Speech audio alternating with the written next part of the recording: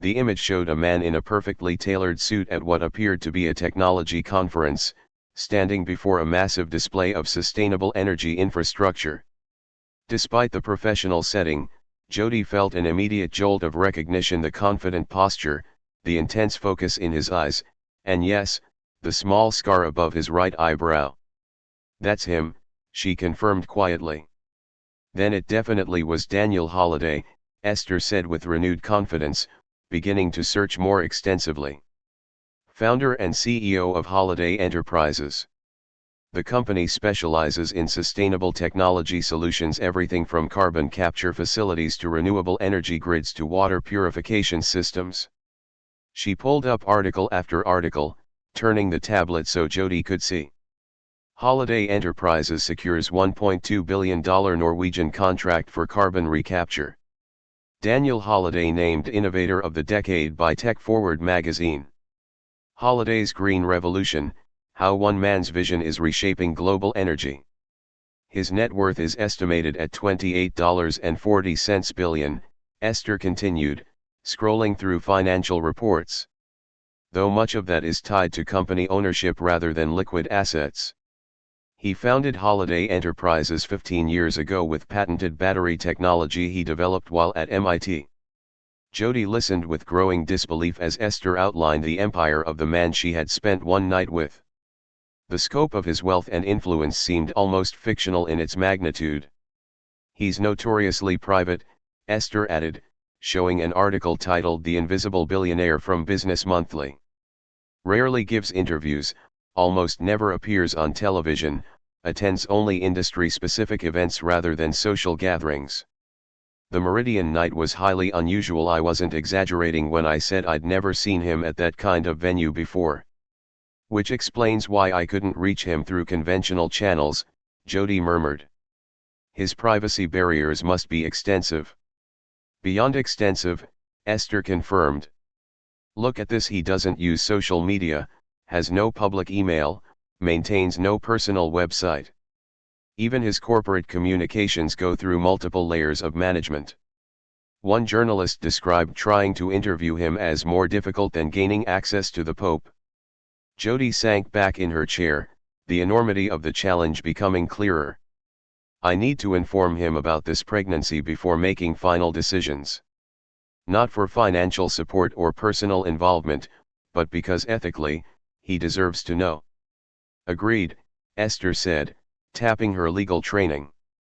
"Regardless of his response, disclosure is appropriate. But penetrating his privacy barriers will require creative approaches."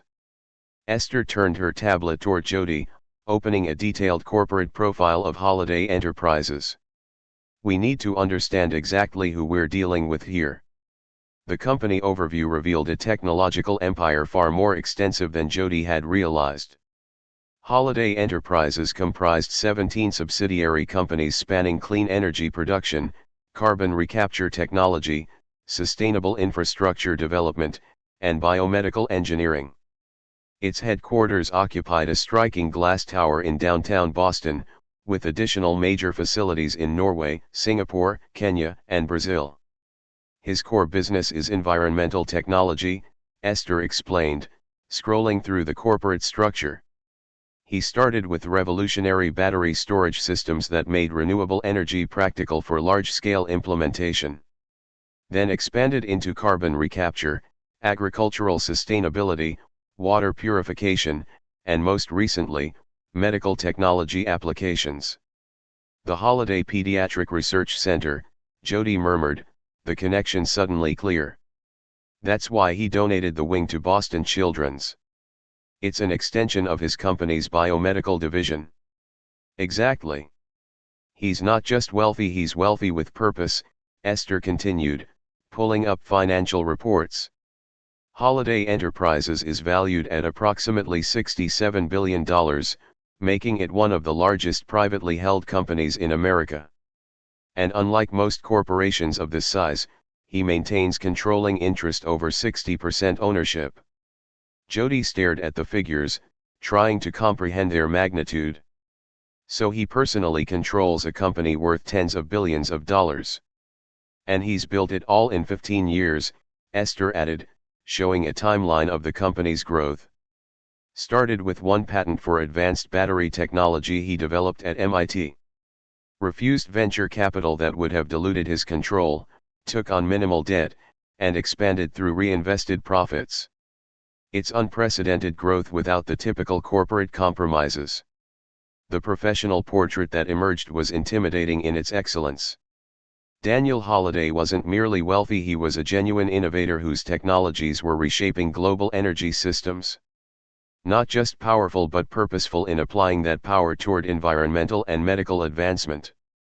The media calls him the ethical billionaire, Esther noted, showing several business magazine covers featuring Daniel's serious expression.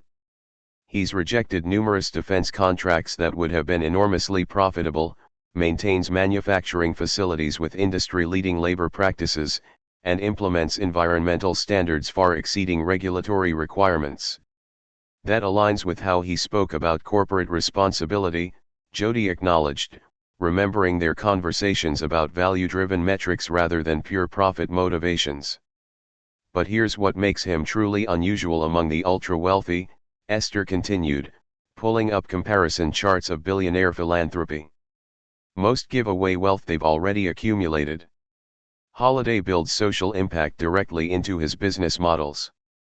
His water purification systems in developing countries operate on a scaled pricing model. Wealthy nations and corporations pay premium rates that subsidize implementation in regions that couldn't otherwise afford the technology.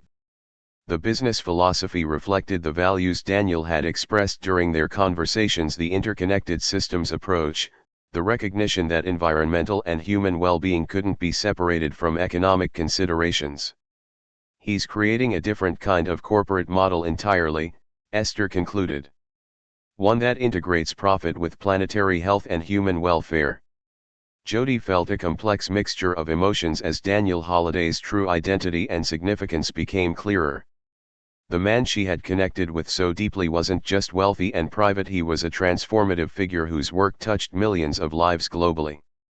His technological innovations were addressing the very challenges they had discussed that night, creating the systems-level solutions he had spoken about with such conviction. "I slept with Elon Musk," she whispered, struggling to process the magnitude of the revelation. "No," Esther corrected firmly. "You slept with someone far more interesting and substantive. Musk tweets constantly and seeks attention. Holiday builds revolutionary technology while actively avoiding the spotlight. There's a fundamental difference in character there. Let's see if we can get a better sense of him through video," Esther suggested, searching for media appearances. Public footage might reveal aspects of his personality that articles miss. She found several clips from business news programs and industry conferences, arranging them chronologically. These are rare. He gives maybe 2 or 3 televised interviews a year, maximum. The first video showed Daniel from 5 years earlier, appearing on Global Business Today to discuss Holiday Enterprises' breakthrough water purification technology. Even through the screen, his commanding presence was evident.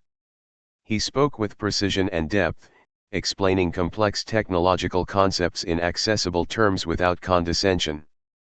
"The core challenge isn't creating cleaner water," he explained to the interviewer. "It's creating systems that maintain clean water access regardless of economic fluctuations or political instability. Sustainability isn't just environmental, it's operational." Jody recognized the same penetrating intelligence that had characterized their conversation at the Meridian, though his manner here was more formal, more guarded. "Notice how he redirects personal questions back to the technology," Esther observed as the interviewer attempted to discuss Daniel's background. "He's systematic about maintaining privacy." The next clip showed him accepting an innovation award at a tech conference 3 years ago. His acceptance speech was brief, focused on crediting his research team rather than his own contributions. Even in this moment of recognition, he maintained a reserved demeanor, his expressions controlled and measured. "Now this is interesting," Esther said, opening footage from a charity gala for global climate initiatives. One of his rare social appearances.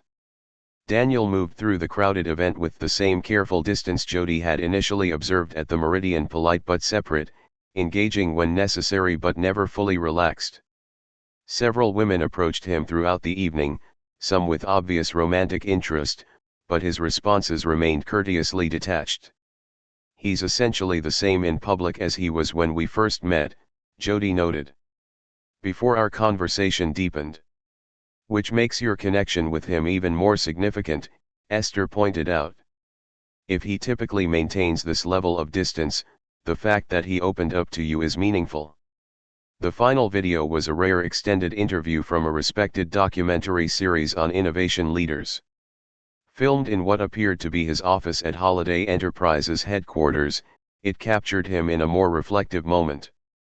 "My mother died from respiratory disease linked to industrial pollution when I was 12, he explained, briefly allowing personal history to enter the conversation. That creates a certain clarity about what matters. Technology without purpose is just novelty. Purpose without sustainable implementation is just wishful thinking." Jody felt a jolt of recognition. He had shared this same formative experience with her at the Meridian, revealing a vulnerability that was entirely absent from most of his public appearances. The interviewer asked about his personal life, about the absence of family or known romantic relationships. Daniel's expression shifted subtly, his barriers visibly reinstating. "My work requires focus," he replied simply. "I've chosen to direct my energy towards systems that can improve millions of lives rather than maintaining a conventional personal life." That's how he presents himself publicly, Esther noted as the videos concluded. Dedicated exclusively to his mission, without emotional entanglements or distractions. "Which makes our situation even more complicated," Jody said quietly.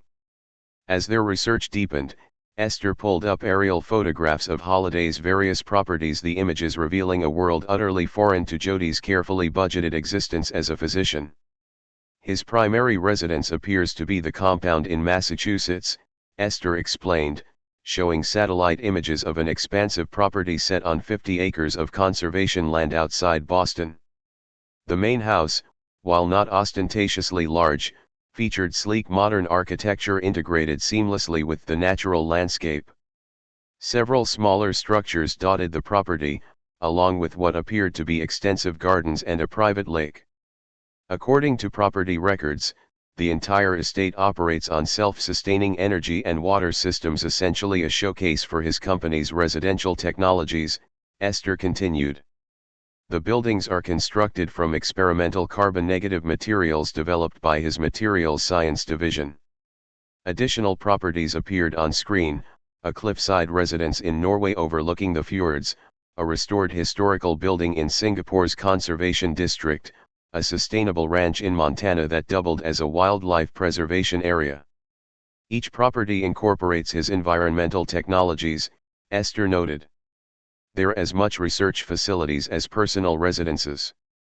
His travel patterns revealed equally rarefied existence. Flight records showed movement via private jet, though Esther discovered it had been retrofitted with experimental sustainable aviation fuel systems developed by Holiday Enterprises. "He doesn't live like typical billionaires," Esther observed. "No super yachts, no fleet of exotic cars, no lavish parties. But the scale of his resources is almost incomprehensible." Jody stared at the images, trying to reconcile this reality with the man who had spoken so passionately about global healthcare inequalities. "His daily existence operates at a level I can barely comprehend," she said quietly. "It's not just financial," Esther agreed. "It's access and influence. Look at this meeting schedule from last month: private discussions with 3 heads of state, the UN Secretary General, and the leadership of the World Health Organization. He moves between governments and global institutions with the same ease most people move between departments at work." Corporate records revealed a global workforce of over 14,000 employees across 5 continents. Organizational charts showed dozens of PhDs leading specialized research divisions, former government officials heading policy teams, and renowned scientists serving as advisors. His company cafeteria probably has better medical credentials than most hospital boards, Esther joked, showing the executive leadership page featuring multiple former Harvard Medical School professors now leading Holiday's biomedical division. The security measures surrounding his daily movements proved equally revealing. Reports mentioned a dedicated security team comprised of former Special Forces operatives, advanced transportation protocols, and communication systems with military-grade encryption. His privacy isn't just preference, it's institutionalized, Esther explained. His calendar is classified information. His movements are tracked by a security team. His communication channels are filtered through multiple assistants. Public information about his personal habits was scarce, but occasional mentions in profiles painted a picture of disciplined routine. He reportedly woke at 4:30 a.m. daily, maintained a rigorous exercise regimen, followed a primarily plant-based diet developed by nutritionists, and typically worked 14-hour days. He operates in an entirely different ecosystem, Jody murmured, the disconnect between their worlds becoming increasingly apparent. My biggest concern this month was whether I could afford to repair my 10-year-old car or needed to replace it. While he was developing atmospheric carbon extraction technology that might literally save the planet, Esther added, showing recent press coverage of Holiday's latest environmental innovation. The stark contrast between their daily realities landed heavily. Jody's life as a dedicated pediatrician, impressive by conventional standards, seemed almost quaint when juxtaposed against the global scale of Daniel's existence. How do our worlds possibly intersect? Jody whispered, the question more rhetorical than practical. He functions at a level where nations seek his input on global policy. I treat children with asthma and developmental delays. And yet, Esther reminded her gently, you're carrying his quadruplets. Biology has created a connection that transcends these disparate realities. Evening shadows lengthened across the cafe as Jody absorbed the full magnitude of the situation. The man whose children she carried operated in a stratosphere of wealth, power, and influence that seemed almost fictional compared to her practical medical existence. I need to process all this, she said finally, rubbing her temples where a tension headache had begun to form. The Daniel Holiday I connected with at the Meridian felt accessible, human. We discussed global health challenges as colleagues with different perspectives, not as people from completely different worlds. Because in that moment, you were connecting as individuals, not as representatives of your respective positions, Esther suggested.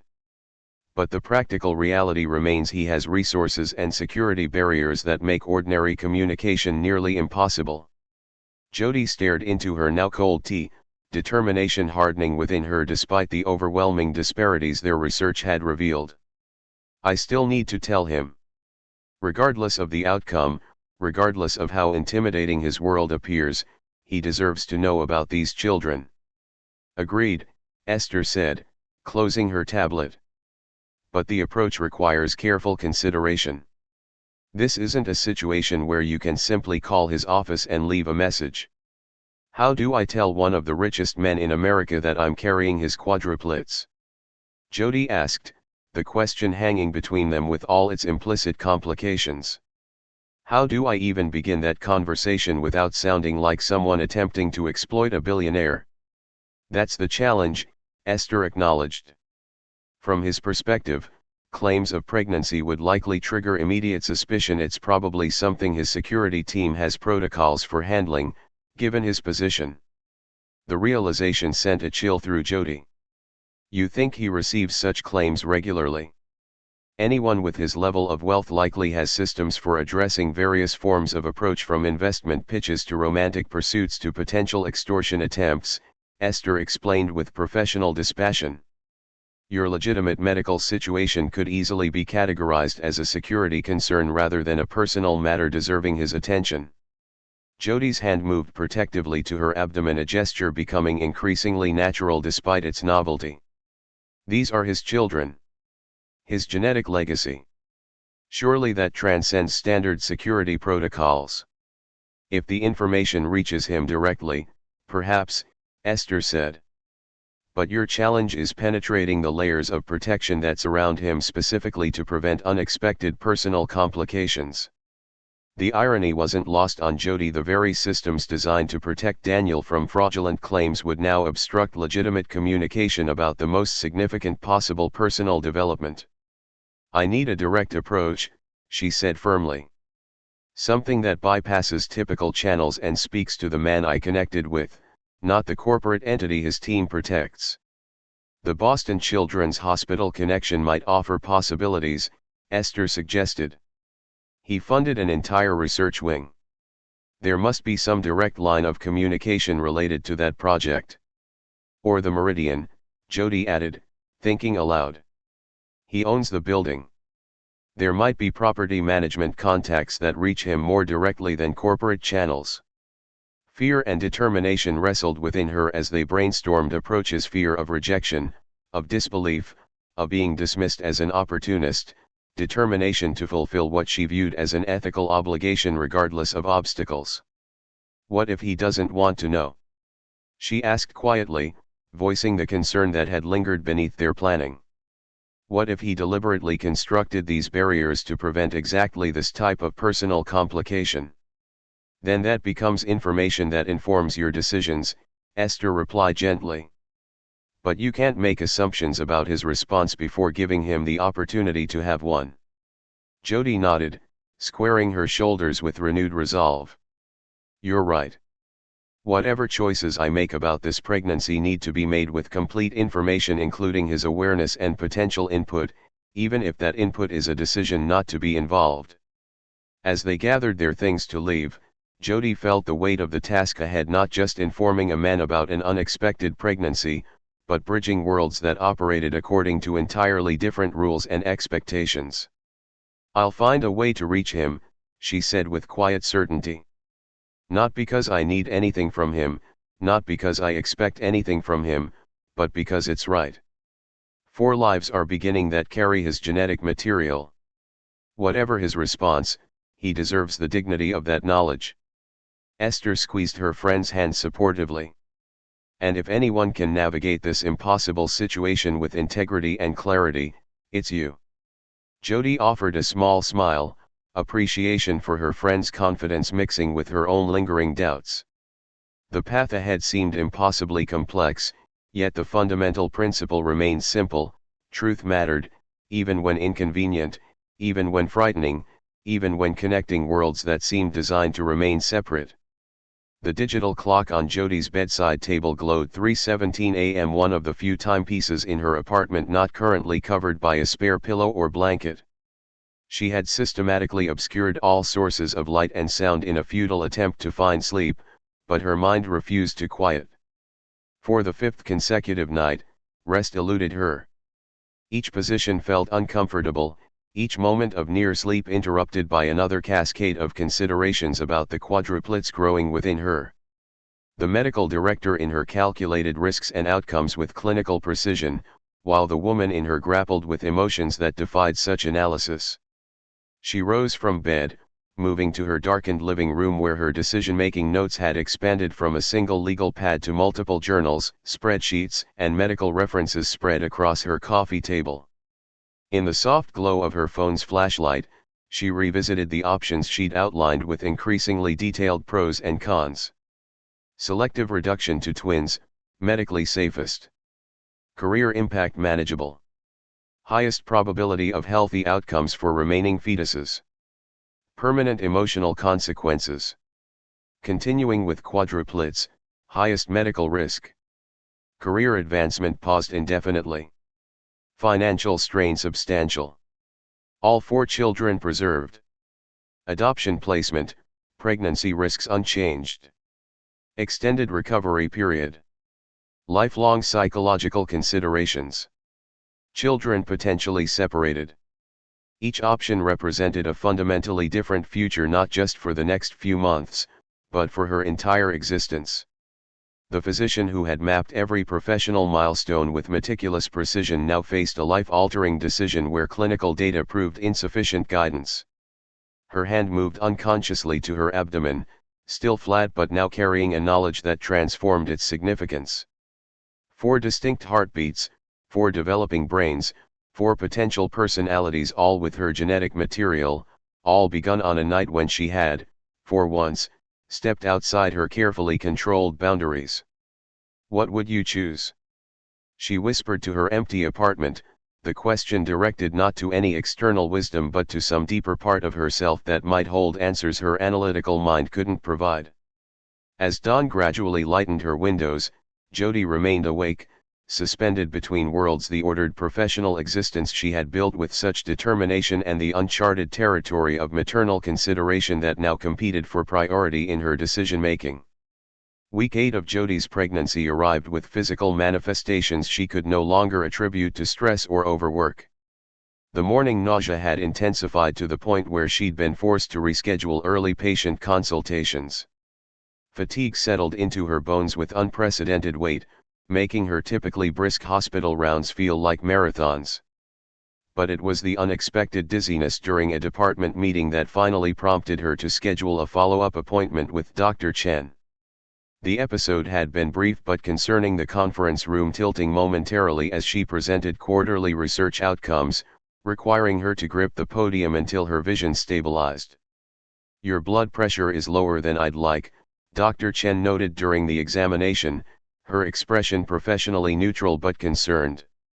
"And your hematocrit indicates early anemia, which isn't surprising with quadruplet gestation, but it's appearing sooner than optimal."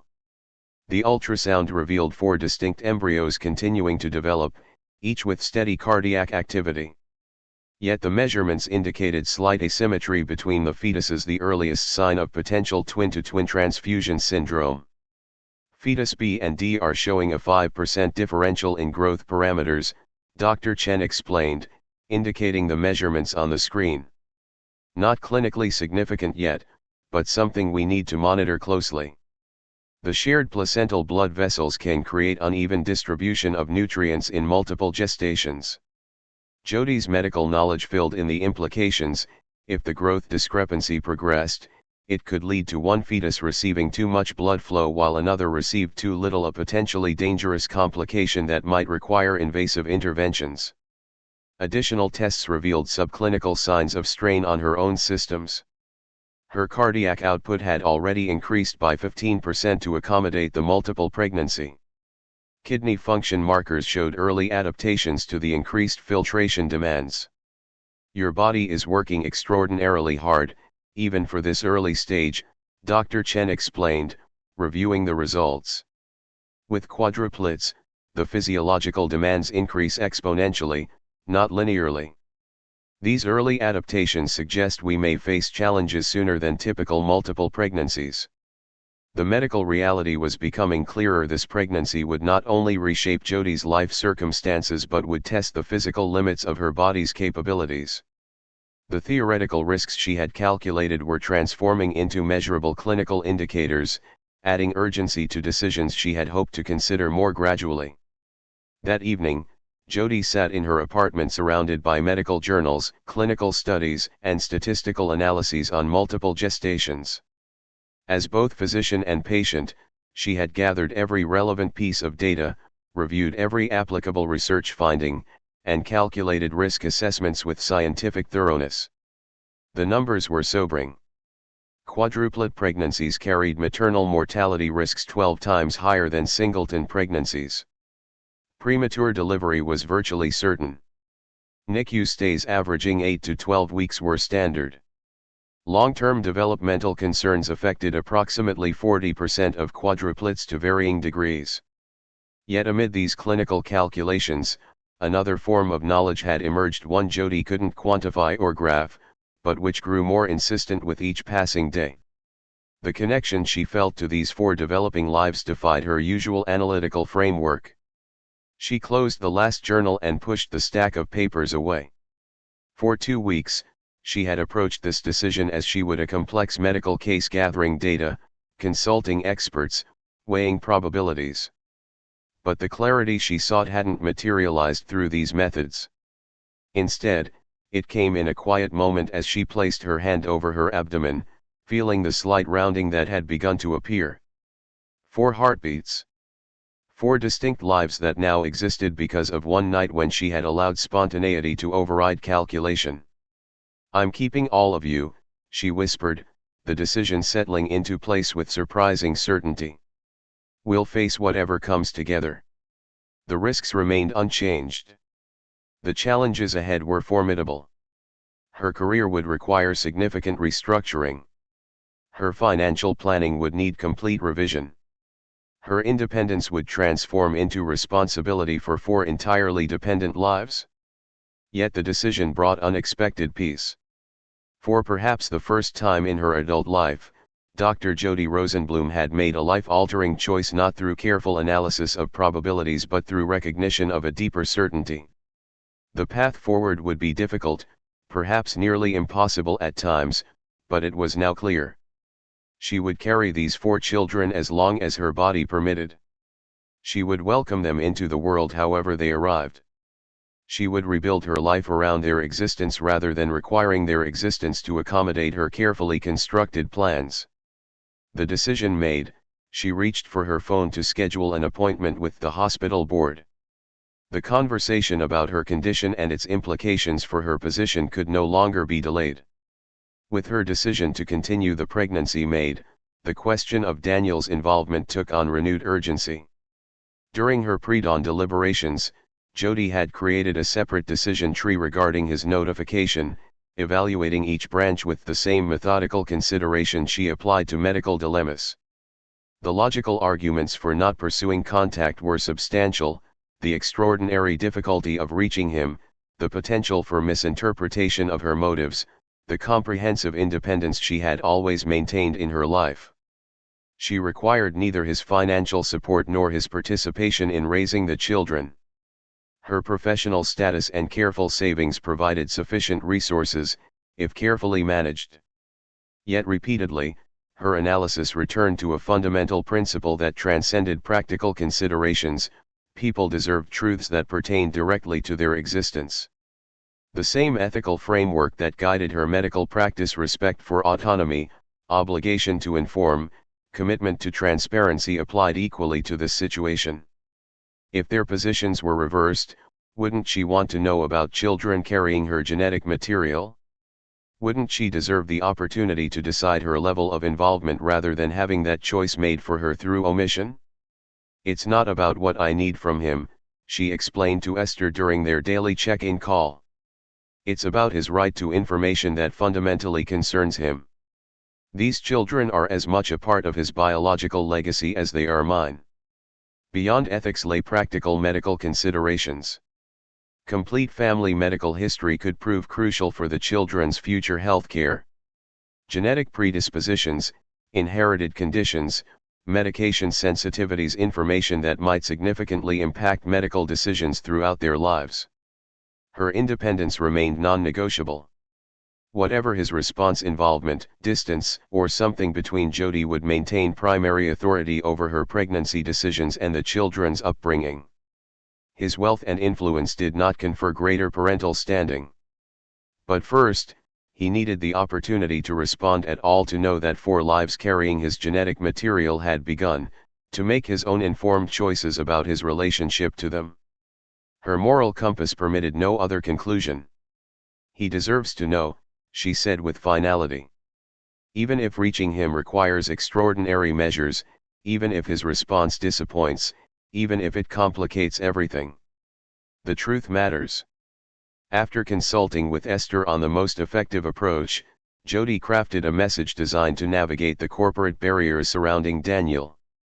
Her attorney friend had suggested a careful balance, specific enough to indicate legitimate connection, vague enough to protect privacy, and structured to withstand initial screening by assistants.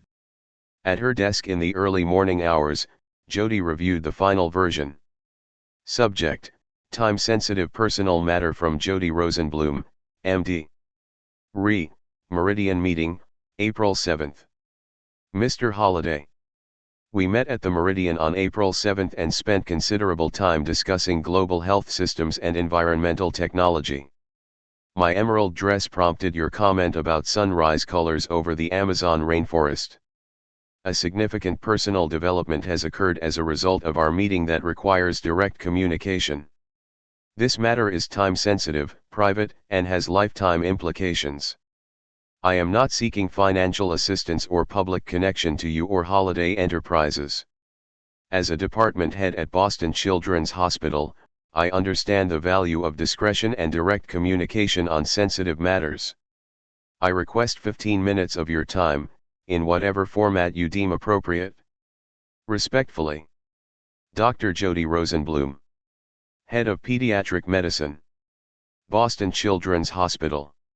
She included her personal contact information, then paused, cursor hovering over the send button. Once delivered, there would be no retrieving the message, no controlling its interpretation or routing through Holiday Enterprises communication systems. With a deep breath, she clicked send. The email disappeared from her screen, launched into the corporate labyrinth that protected one of America's most private billionaires from unexpected personal complications exactly like hers. 3 days passed before a response arrived in Jody's inbox.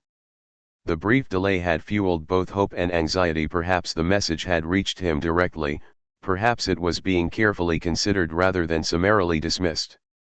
The reply, when it finally appeared, dashed those hopes immediately. From executive.office@holidayenterprises.com. Subject, Re, time-sensitive personal matter from Jody Rosenblum, MD. Re, Meridian meeting, April 7. Dr. Rosenblum.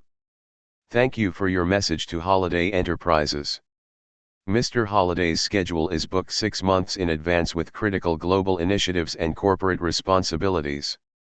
While we appreciate your interest in consulting with him regarding Boston Children's Hospital matters, we recommend directing any hospital business through appropriate institutional channels. If this concerns the Holiday Pediatric Research Center, please contact our biomedical division at biomedical@holidayenterprises.com. If this involves a personal medical matter, Mr. Holiday's private physician can be reached through this office with appropriate medical documentation. For all other matters, Mr. Holiday's public appearance schedule is managed quarterly through our communications department. Regards. Vanessa Mueller, Senior Executive Assistant, Office of the CEO, Holiday Enterprises. The response was perfectly professional, thoroughly impersonal, and completely dismissive of the actual content of Jody's carefully crafted message. No acknowledgement of their meeting. No recognition of the personal nature of her communication.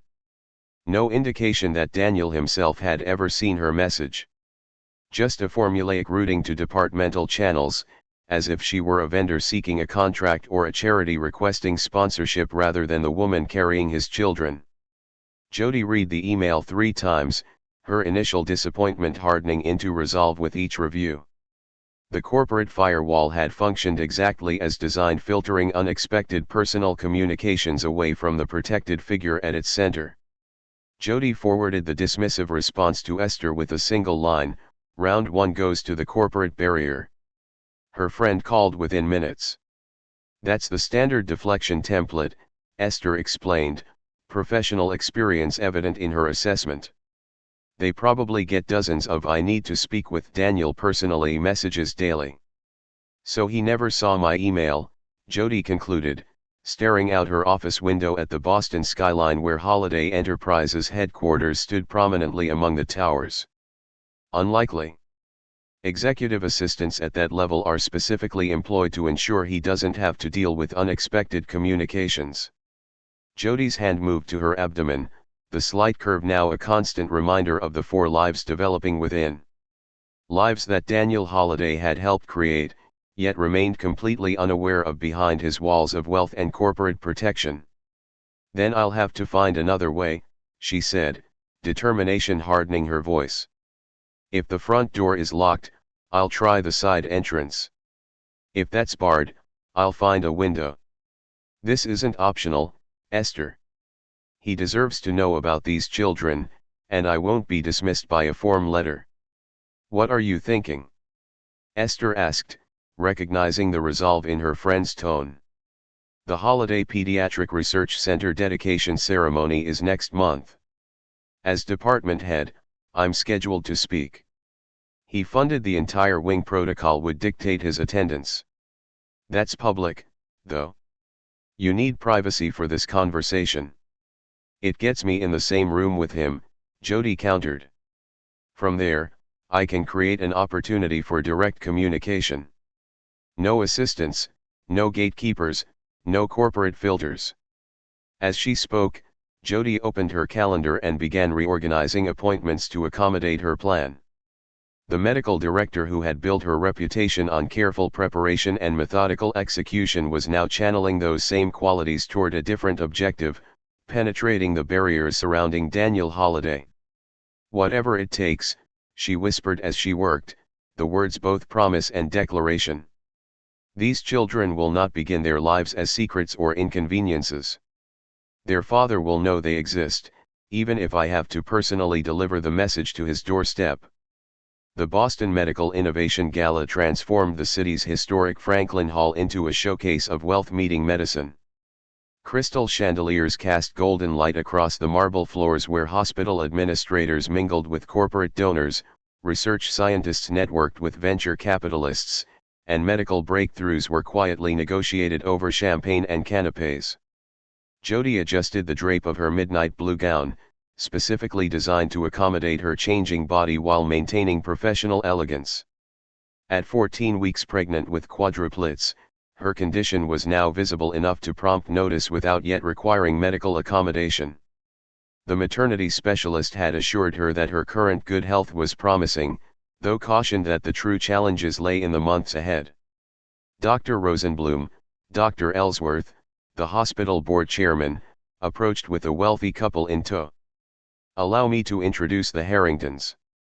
Their foundation has expressed interest in our pediatric oncology expansion.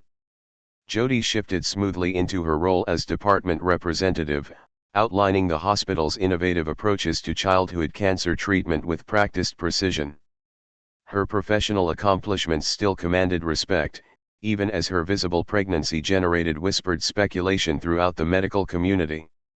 The invitation to represent Boston Children's Hospital at the gala had arrived before her condition became public knowledge. The administration had diplomatically offered to send another representative when her pregnancy was disclosed, but Jody had insisted on fulfilling the commitment. Each public appearance felt increasingly precious as her medical team warned that bed rest might become necessary within weeks.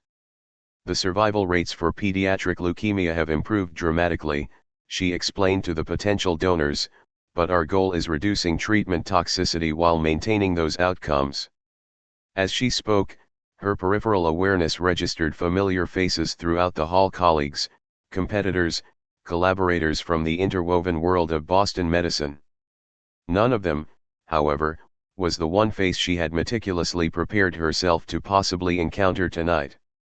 The elegant gown Jody had selected concealed much but could not hide the fundamental truth of her condition. Where her silhouette had once been slender and athletic, a distinct rounded curve now altered her profile, more pronounced than typical for 14 weeks, the unmistakable signature of a multiple pregnancy. She navigated the room with her characteristic poise, her spine straight, her gestures measured, her speech articulate and focused on medical advances rather than personal matters. Yet she couldn't miss the swift glances at her midsection, the hushed conversations that paused when she approached, the speculative looks from colleagues who had known her as the consummately professional Dr. Rosenblum. "Quadruplets, I heard," one surgical resident whispered to another near the dessert table, unaware of Jody's approach from behind. "Can you believe it? The Ice Queen herself. Who's the father? She's not even dating anyone." Jody cleared her throat gently, and both young doctors froze in mortified recognition. "The raspberry mousse is excellent," she commented mildly, selecting a dessert before continuing her circuit of the room. Each such moment tested her composure, but years of maintaining professional boundaries through grueling medical training had prepared her well. She answered direct questions with brief acknowledgement: "Yes, 14 weeks, Thank you for your concern while redirecting conversations to hospital initiatives and research priorities. Dr. Chen had warned about the physical toll of standing for extended periods, so Jody alternated 30 minutes of networking with brief seated intervals, using these moments to scan the attendee list on her program. The Holiday Enterprises table remained conspicuously empty thus far, its prime position near the stage suggesting expected attendance but offering no guarantee. "You're handling this with remarkable grace," Dr. Reynolds, her mentor, commented during one such rest period. "The rumor mill has been relentless." "Obstetrics is hardly a novel medical condition," Jody replied with a small smile, though they both recognized the extraordinary nature of her particular situation. "The research collaboration with Mayo is far more interesting conversational material." The evening progressed through predictable rhythms of a high-profile charity event, welcome speeches, testimonials from patients benefiting from medical innovations, recognition of major donors whose names adorned hospital wings and research centers. Jody had just excused herself from a conversation with the neurology chair when a subtle shift rippled through the crowded hall. Conversations paused momentarily. Heads turned. Postures straightened. The atmosphere recalibrated in response to a new presence. Daniel Holliday had arrived. He entered without fanfare or announcement, yet his impact on the room was immediate and undeniable. Flanked by two discreet security personnel and accompanied by a woman Jody recognized from her research as Holiday Enterprises' chief medical officer, he moved with the same purposeful confidence she remembered from the Meridian. His tailored tuxedo emphasized his athletic build without ostentation. His expression remained serious, focused, revealing neither pleasure nor displeasure at the attention his arrival generated. Yet unlike at the Meridian, here he moved with clear familiarity, nodding to hospital administrators, exchanging brief greetings with research directors, navigating the space as someone accustomed to its protocols and expectations. The whispers that had followed Jody all evening were suddenly redirected. Daniel Holliday, the intensely private billionaire whose rare public appearances were typically limited to industry conferences and technology summits, attending a medical charity gala in person rather than simply sending a donation. From her position near the terrace doors, Jody watched his progress through the crowd. The man who had disappeared from her life without warning, leaving only a handwritten note, now stood less than 50 feet away, utterly unaware that she carried his children. He looked exactly as she remembered, yet somehow more substantial in this environment where his influence was so evident. The Holiday Pediatric Research Center represented just one facet of his medical philanthropy, she now knew, having researched his pattern of strategic investments in healthcare innovation. As hospital administrators gravitated toward him, Jody remained motionless, her heart racing despite her outward composure. After weeks of failed attempts to reach him, after countless hours planning potential approaches, Daniel Holliday had suddenly materialized in her immediate vicinity. Jody deliberately maintained her position rather than approaching immediately. The fragile moment required careful navigation. A public confrontation would serve neither of them, nor the delicate matter that connected them. Her medical training had taught her that timing could prove as crucial as technique in complex situations. Daniel continued his measured progress through the crowd, accepting brief congratulations for Holiday Enterprises' recent breakthrough in sustainable medical cooling systems. His responses appeared gracious but efficient, his attention never fully invested in any single conversation. Even in this social setting, he maintained the slight distance she had initially observed at the Meridian, present but somewhat separate from the surrounding dynamics. Then, during a momentary lull in the constant approaches from other attendees, his gaze swept across the room in what appeared to be a habitual assessment of his surroundings. The methodical scan halted abruptly when his eyes found hers. Recognition was immediate and unmistakable. His composed expression faltered, control momentarily surrendering to genuine shock. For 3 heartbeats, he remained perfectly still, his focus locked on her with an intensity that seemed to collapse the crowded space between them. Jody held his gaze steadily, neither advancing nor retreating. Her hand moved instinctively to rest on her abdomen, a gesture both protective and revelatory. His eyes followed the movement, registering her changed silhouette with dawning comprehension. The cool self-possession that characterized his public persona gave way to something raw and unfiltered. Confusion. Disbelief. Calculation. Each emotion flashed across his features in rapid succession before his practiced control reasserted itself. Yet even as his expression composed, something fundamental had altered in his stance, in the alertness of his body, in the focused intensity of his attention. The polite acknowledgments to those around him continued, but his awareness had clearly narrowed to a single focal point across the room. Jody watched the transformation with professional detachment layered over personal turmoil. The moment of recognition had occurred. The carefully constructed barriers between their worlds had been breached by simple visual confirmation of her condition. Now would come the true test, his response to this unexpected revelation. Daniel's reaction defied the measured calculations that typically governed his public movements. With a brief word to his chief medical officer, he altered course directly toward Jody, his trajectory cutting through ongoing conversations and social clusters with unprecedented directness. The hospital's chief of surgery, mid-sentence in what appeared to be an earnest appeal for funding, found himself addressing empty space as Daniel moved past without acknowledgement. A group of board members parted instinctively before his determined advance. The practiced social choreography of the gala rearranged itself around his sudden deviation from expected patterns. Those familiar with the typically reserved billionaire observed the change with surprise. The man known for his carefully controlled public persona was suddenly moving with urgency that bordered on impropriety by high society standards, his focus fixed on the pregnant department head standing near the terrace doors. His security team adjusted smoothly to his unexpected movement, maintaining discreet distance while exchanging concerned glances. One spoke quietly into a wrist microphone, clearly alerting others to the deviation from established protocol. Jody remained stationary, watching his approach with outward calm that belied her racing pulse.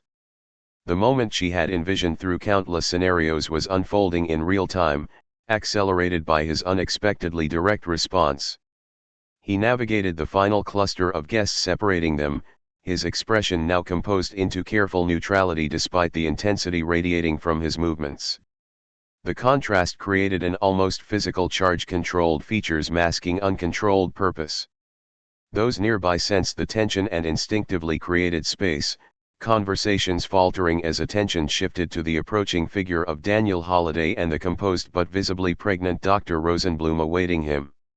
Each step closed the distance between their separate worlds, his of immense wealth and global influence, hers of medical dedication and unexpected biological complication. The collision now appeared inevitable, witnessed by Boston's elite medical and philanthropic community. Dr. Rosenblum. His voice carried the same resonant quality she remembered, though now tempered with careful control. At conversational distance, the intensity in his dark eyes contrasted sharply with his measured tone. "Mr. Holliday," she responded with professional courtesy, years of medical training enabling her to maintain composure despite the extraordinary circumstances. "How unexpected to see you here." The conventional greeting created a surreal counterpoint to the profound undercurrents between them. Around them, the gala continued. Champagne flutes clinked, orchestral music provided elegant background, conversations about medical innovation and philanthropic opportunities flowed, yet they stood in a pocket of charged silence, examining each other with heightened awareness. His gaze moved briefly to her midsection before returning to her face, questions evident despite his composed expression. "I believe we have matters to discuss," he said quietly, the understatement almost jarring in its inadequacy. "Yes," she agreed simply. "We do." A server passed with a tray of champagne. Daniel absently took 2 glasses, offering her one before recalling her condition. The small error, so unlike his usual precision, revealed the disruption beneath his controlled exterior. "Perhaps somewhere more private," he suggested, handing both untouched glasses to a passing waiter. Jody nodded, acutely aware of the attention their interaction had attracted. Hospital board members observed with undisguised interest. Medical colleagues whispered behind programs. The collision of their separate worlds was occurring in full view of Boston's elite medical community. "The terrace," she suggested, gesturing toward the doors beside them. Momentarily. He nodded once, understanding the need for discretion despite his evident urgency. 5 minutes. I'll ensure privacy. With that brief exchange, the preliminary contact was complete, superficially appropriate for the setting, yet charged with recognition of the life-altering conversation to follow. The calm before a storm whose magnitude neither could fully anticipate. The terrace extended along the eastern side of Franklin Hall, offering both fresh air and relative seclusion from the gala's crowded interior. Stone balustrades and carefully positioned planters created natural alcoves where private conversations could occur while maintaining appropriate social visibility. By the time Jody stepped through the French doors 5 minutes later, Daniel had secured the most isolated corner. His security personnel maintained discreet positions that blocked casual approach while preserving the appearance of normal gala circulation. The practiced efficiency of these arrangements suggested similar privacy measures were standard procedure in his public appearances.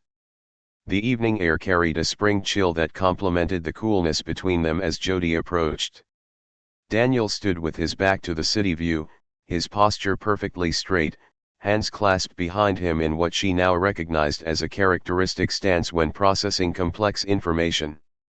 "You look well," he offered as she reached him, the conventional pleasantry almost absurd given the circumstances. "Medically stable currently," she replied with professional precision. "Though carrying quadruplets presents significant health considerations moving forward."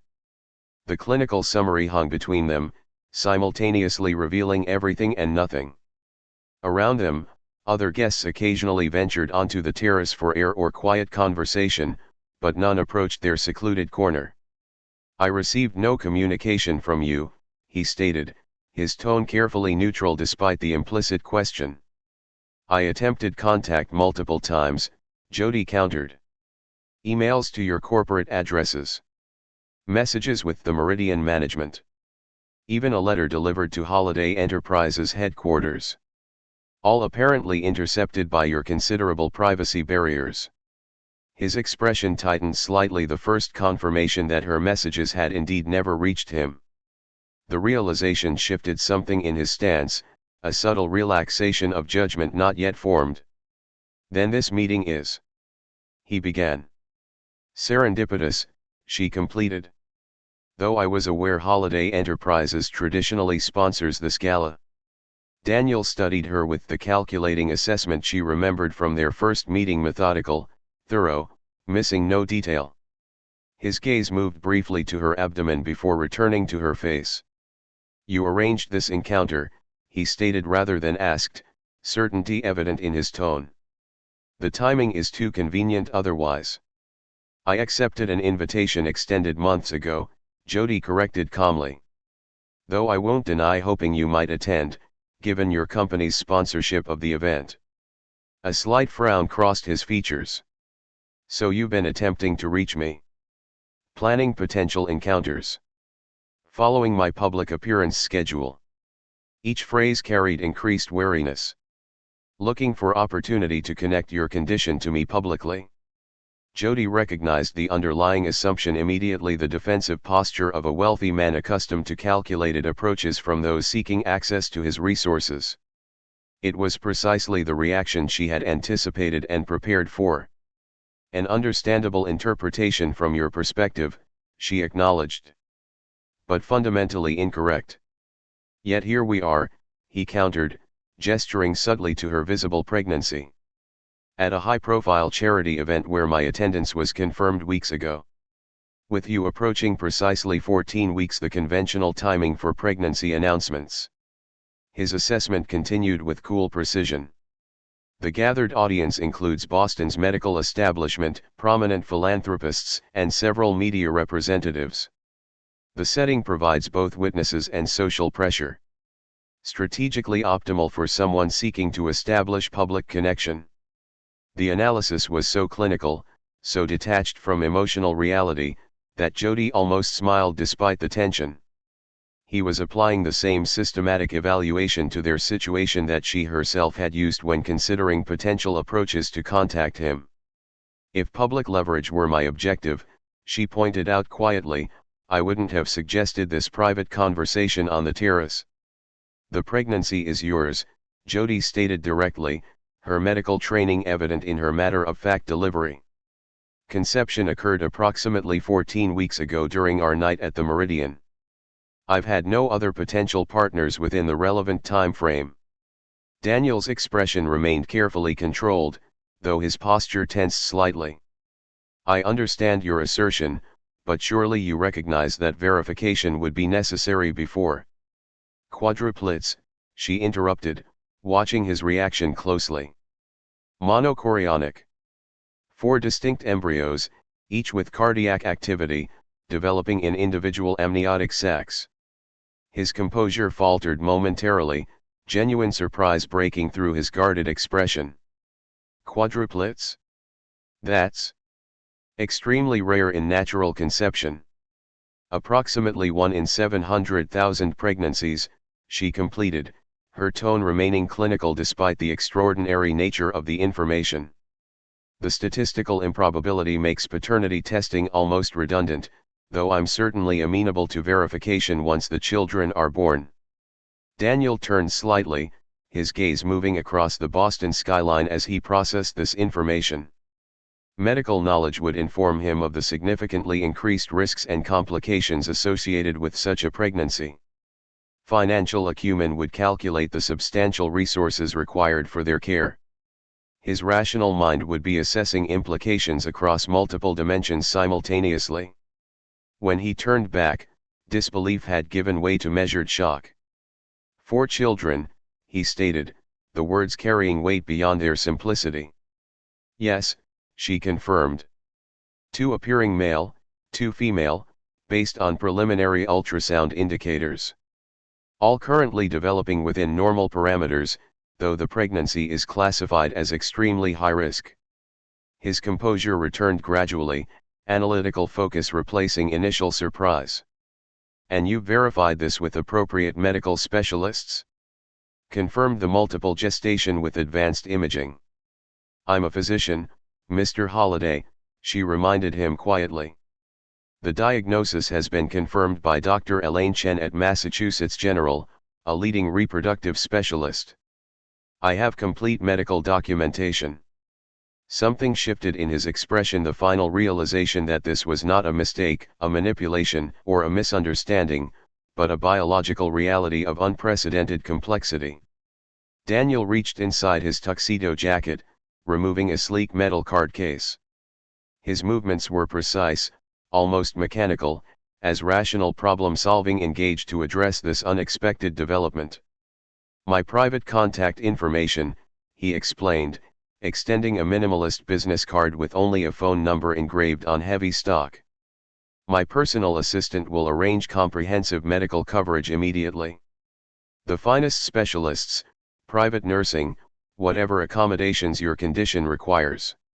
He continued with efficient decisiveness, shifting seamlessly into the executive decision-maker evident in his business reputation. I'll have my financial team establish appropriate accounts for maternal support and future child care expenses. My legal department can prepare necessary documentation regarding confidentiality expectations and parental arrangements. His tone remained neutral, neither cold nor particularly warm, simply practical, addressing the situation as he would any complex challenge requiring resource allocation. Multiple gestations of this magnitude demand specialized care typically not covered by standard insurance. I'll ensure unlimited financial support for whatever medical interventions become necessary. The methodical response was precisely what Jody had anticipated, yet hearing it delivered with such detached efficiency triggered an instinctive reaction she hadn't fully prepared for. The subtle assumption that problems, even those involving human lives, could be solved through strategic application of wealth and influence struck at the core of her professional identity. Is that your standard response? She asked, her voice cooling noticeably. Financial resources deployed as universal solution. He appeared genuinely confused by her reaction. I'm offering comprehensive support for a medically complex pregnancy carrying significant risks. That seems appropriate given the circumstances. You just learned you've helped create 4 new human lives, Jody noted quietly. And your first response involves financial teams, legal departments, and confidentiality arrangements.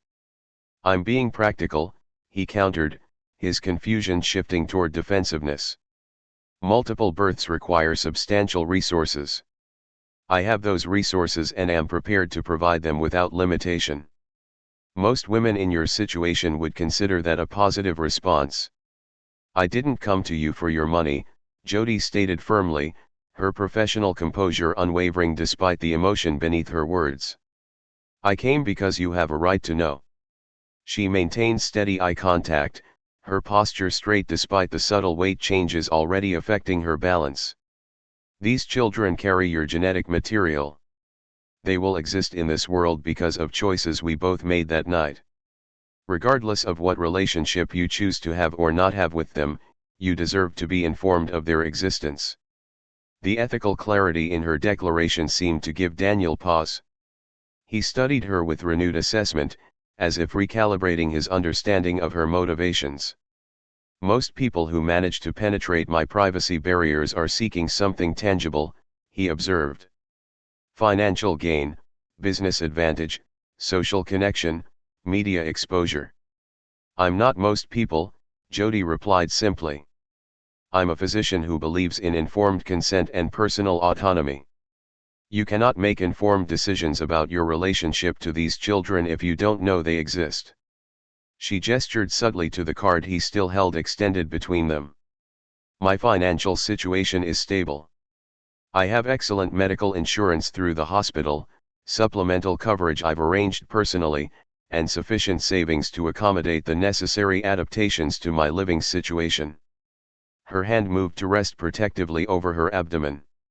What these children need from you isn't primarily financial resources, though I won't pretend multiple births aren't expensive. What they deserve is your conscious, considered decision about your role in their lives, whether that's full involvement, occasional presence, distant support, or complete separation. The straightforward declaration hung between them, challenging the transactional framework he had initially applied to the situation. For perhaps the first time in their interaction, he appeared to see beyond her pregnancy to the fundamental principle she was asserting. You truly approached me solely because you believed I had the right to know, he stated, revelation rather than question in his tone. The profound disconnect between their default perspectives emerged with increasing clarity as their conversation progressed. Each response revealed not merely different opinions but entirely divergent frameworks for navigating life's complexities. You've built your existence around independence, Daniel observed, studying her with analytical interest. Professional accomplishment through personal capability. Self-sufficiency as core value. Decisions driven by principles rather than convenience. While you've constructed systems that buffer you from direct engagement, Jody countered. Corporate structures, security protocols, administrative filters all designed to maintain control through distance. Neither statement contained judgment, merely recognition of the fundamental differences between them. Their brief connection at the meridian had occurred in an unusual neutral territory, a rare moment when both had temporarily stepped outside their normal operating patterns. In my world, Daniel explained, his tone reflective rather than defensive, most approaches involve strategic objectives. People rarely seek connection without calculation. Privacy becomes necessary protection against constant extraction attempts. In medicine, Jody responded, we begin with the principle that information critical to someone's life belongs to them, regardless of convenience. Patient autonomy requires informed consent, even when that creates complications. The contrast crystallized between them. His wealth had built barriers that made genuine human connection rare but protected him from endless demands. Her medical vocation had created ethical frameworks that prioritized truth over convenience but required constant emotional boundaries. Your default assumption was that I sought financial gain, she noted. Your default expectation was that I would respond to principle rather than practicality, he returned. They regarded each other across this philosophical divide, both recognizing the legitimate foundations of each perspective. His protective barriers had been constructed through years of experience with those seeking advantage. Her ethical framework had been forged through years of medical training and patient care. We exist in different reality systems, she acknowledged quietly. Yet we've created 4 lives that will exist in both, he replied. As their conversation navigated principles and worldviews, Daniel's analytical mind circled back to verification, the foundation of his decision-making processes in every context. I'll need medical confirmation, he stated, his tone carefully modulated but firm. Comprehensive documentation of the multiple gestation. Verification of the timeline aligned with our interaction. Standard testing to establish genetic connection once birth occurs. The request itself was reasonable. Paternity confirmation represented standard protocol in such situations. Yet the underlying assumption that her medical statements required external validation triggered a response Jody hadn't anticipated from herself. You require proof, she stated, her voice cooling measurably. Despite my medical credentials. Despite the statistical improbability of quadruplets resulting from any other encounter. Despite my professional reputation and position. A flush of dignified anger rose in her cheeks, though her posture remained perfectly composed. You believed me immediately when we discussed global health statistics at the Meridian. You accepted my professional opinions about pediatric care models without question. Yet now, speaking about my own pregnancy, you require external verification. Daniel appeared genuinely surprised by her reaction, his expression revealing an unusual moment of social miscalculation. It's standard procedure in situations involving potential paternity. A reasonable precaution given the significant implications. For you, perhaps, she countered, her medical training evident in the precision of her controlled response. But your standard procedure carries an implicit suggestion that I might be manipulating facts about my own body, my own medical condition, which strikes directly at my professional integrity as a physician. She straightened subtly, the full dignity of her position as department head and respected doctor evident in her bearing. I've offered complete transparency about this pregnancy because ethical principles demanded it. I've sought nothing from you except acknowledgement of biological reality. Yet your response suggests I must prove the truth of my own medical condition. The directness of her response created a momentary silence between them, her principled anger revealing something beyond professional composure. Their tense exchange was abruptly interrupted by commotion from the main ballroom. Raised voices, a woman's cry of alarm, the distinctive sound of a body falling against furniture. She just collapsed. Someone called from inside. Is there a doctor here? Jody's response was instantaneous, her personal concerns immediately superseded by professional instinct. Without a word to Daniel, she moved swiftly toward the ballroom, her evening gown flowing around her as she navigated the terrace with practiced efficiency. I'm a physician, she announced clearly as she entered, the authority in her voice creating immediate space through the gathering crowd. Please give her air. An elderly woman lay crumpled beside an overturned chair, her elaborate evening gown spread around her like spilled water. Her complexion showed the gray-blue tinge that triggered immediate concern in Jody's clinical assessment. Kneeling carefully despite her pregnancy, Jody checked vital signs with methodical precision. Weak pulse, shallow respiration, she reported to another doctor who had joined her. Possible cardiac event. Has someone called emergency services? She loosened the woman's collar, directing a waiter to elevate the patient's legs with a folded tablecloth while checking pupillary response with a small light from her evening purse, a physician prepared even at a social function. Ma'am, can you hear me? She asked, her voice shifting to the calm, authoritative tone she used with patients. When no response came, she moved smoothly into more aggressive intervention, checking airway clearance while monitoring vital signs. Beginning chest compressions, she announced, rearranging her position to accommodate her pregnant body while still delivering effective CPR. With practiced movements, she established the rhythm that might sustain life until emergency responders arrived. From the edge of the gathered crowd, Daniel watched her transformation with undisguised attention, the social interaction and personal conflict completely set aside as she operated with pure medical focus. The woman whose ethical principles he had been questioning moments earlier now knelt on a ballroom floor in an evening gown, fighting to save a stranger's life with complete disregard for her own comfort or appearance. As paramedics arrived to take over care, Daniel observed Jody from his position at the crowd's periphery. His analytical mind noted the precision of her movements, the clarity of her instructions to other medical personnel, the calm authority with which she directed even senior physicians who had joined the intervention. Despite her visible pregnancy, despite the evening gown restricting movement, despite the charged personal conversation interrupted moments earlier, Dr. Jody Rosenblum functioned with flawless professional capability. No trace of their confrontation affected her medical focus. No consideration for her designer dress prevented her from kneeling on the ballroom floor. No thought to how others might perceive her visibly pregnant form stopped her from positioning herself optimally for effective care. Her actions revealed character with greater clarity than any words exchanged on the terrace. The principles she had defended weren't merely convenient positions but core values that guided her behavior even when costly. As she provided the paramedics with succinct medical details, heart rate, respiration patterns, response timeline, Daniel's assessment of her shifted fundamentally. Beyond pregnancy claims or ethical arguments, he was witnessing the woman herself in purest professional form. The medical emergency created a subdued atmosphere throughout the gala.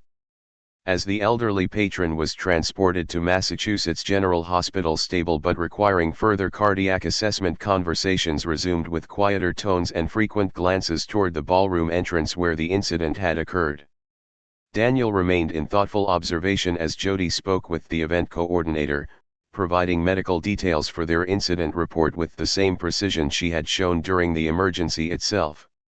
Despite the evening gown now bearing the consequences of her floor-based CPR intervention, wrinkled fabric, a small tear at the knee, she maintained complete professional composure. Her prompt intervention likely saved Mrs. Cavendish's life, a hospital board member commented to Daniel, noticing his attention. Dr. Rosenblum has always been exceptional in crisis situations. Daniel nodded without elaboration, his focus remaining on Jody as she completed the necessary documentation. The efficient compassion she demonstrated represented something beyond professional training, a fundamental character quality that aligned with the ethical principles she had articulated during their interrupted conversation. When she finally concluded her official responsibilities, he noted her subtle exhaustion, a momentary hand against a wall for balance, the careful way she adjusted her posture to accommodate her pregnant form. Yet even these small signs of fatigue were managed with the same disciplined control she applied to every aspect of her presentation. As Daniel observed Jody's composed handling of the aftermath, his analytical mind systematically re-evaluated his initial assessment. The woman he had first categorized as a potential complication to be managed had demonstrated qualities that demanded more nuanced consideration. His corporate experience had taught him to recognize exceptional capabilities. He built billion-dollar enterprises by identifying individuals whose skills and character transcended ordinary benchmarks. Dr. Jody Rosenblum clearly belonged in that category, though in a domain entirely different from his usual technological focus. The swift transition from their personal confrontation to professional intervention revealed integration of principle and practice rarely encountered in his experience. Where many articulated values for strategic advantage, her actions demonstrated core beliefs implemented without hesitation when circumstances demanded. Most revealing was what she had not done. She hadn't used the medical emergency as opportunity to escape their difficult conversation, hadn't sought recognition for her intervention despite the high-profile witnesses, hadn't compromised medical protocols despite her physical condition. The quadruplets she carried, his children, if her assertion proved accurate, were developing within a woman of exceptional capability and integrity. Whatever personal complications their situation presented, the mother of these potential children possessed qualities any rational assessment would consider advantageous for their development. This recognition shifted something fundamental in his approach to their circumstances. Where he had initially viewed the pregnancy primarily as an unexpected personal complication requiring resource allocation, he now considered the potential value of Jody herself in the developmental equation for 4 new lives. The children would inherit not merely her genetic material but potentially her principled decision-making, her disciplined capabilities, her integrated character. These qualities represented assets that his wealth, despite its magnitude, could not purchase or replace. The gala began winding down as attendees processed the evening's dramatic interruption. Medical professionals drifted toward hospital obligations, while social participants found the atmosphere no longer conducive to networking pleasantries. Jody had just retrieved her wrap from the coat check when Daniel approached, his security detail maintaining discreet distance behind him. "My car is waiting," he stated, direct as always. "We should continue our discussion privately. The Four Seasons has a secure conference room available at this hour." His tone carried neither request nor demand, simply practical assessment of their mutual need for uninterrupted conversation. The hotel he suggested represented neutral territory, public enough for propriety, private enough for sensitive discussion. Jody considered briefly, weighing fatigue against the need for resolution. The medical team recommended rest after the incident, she noted, medical practicality evident in her self-assessment. 30 minutes, he countered. To establish preliminary understanding after tonight's interruption. My security team can ensure your safe return home afterward. The practical consideration behind his suggestion, recognition of her condition while acknowledging their unfinished business, influenced her decision more than his wealth or position could have. 30 minutes, she agreed with a slight nod. His driver navigated Boston's evening traffic with efficient precision, the luxury vehicle's interior maintaining perfect silence despite the city noise outside. Neither spoke during the brief journey, each seemingly gathering thoughts for the conversation ahead. The hotel staff greeted Daniel with the practiced deference reserved for valued repeat clients, leading them directly to a small executive meeting room without registration formalities. The space offered understated elegance, comfortable seating, subtle lighting, absolute privacy. "Water? Tea?" he offered as the door closed behind them. "Water, please," she replied, carefully settling into an ergonomic chair that accommodated her changing posture requirements. With these minimal courtesies exchanged, they faced each other across a polished table, the medical emergency having reset their interaction in ways neither had anticipated. Daniel paced the small conference room once before facing her directly, efficiency evident in his movements. The delay suggested calculation rather than hesitation, a man accustomed to decisive action considering optimal approach. "After tonight's incident, I've revised my assessment of our situation," he began, his typical precision evident despite the unusual circumstances. "You've demonstrated exceptional capabilities in crisis, confirming what your professional reputation suggested. Your integrity appears consistent with your stated principles." Jody maintained neutral expression, waiting for his conclusion rather than interrupting his analytical process. "The medical literature on quadruplet development is clear regarding optimal outcomes," he continued. "Stable parental structures correlate with improved developmental metrics across cognitive, emotional, and physiological parameters." He stopped directly across from her, his posture straight, his dark eyes focused with characteristic intensity. "Based on comprehensive consideration of available information, I've identified the most efficient solution to our circumstances," he stated, his tone carrying the same conviction he might use when announcing a corporate acquisition or technological breakthrough. "We should marry." The proposal delivered like a business conclusion rather than an emotional commitment hung in the air between them. His expression remained entirely serious, his posture unwavering, as if he had proposed the most logical path forward in a complex situation. "Marry me," he repeated, the slight softening of his tone the only indication he recognized the personal nature of the suggestion. It provides the optimal framework for raising 4 children with maximum stability and resource efficiency. Jodi's carefully maintained composure faltered momentarily, genuine surprise registering before her professional control reasserted itself.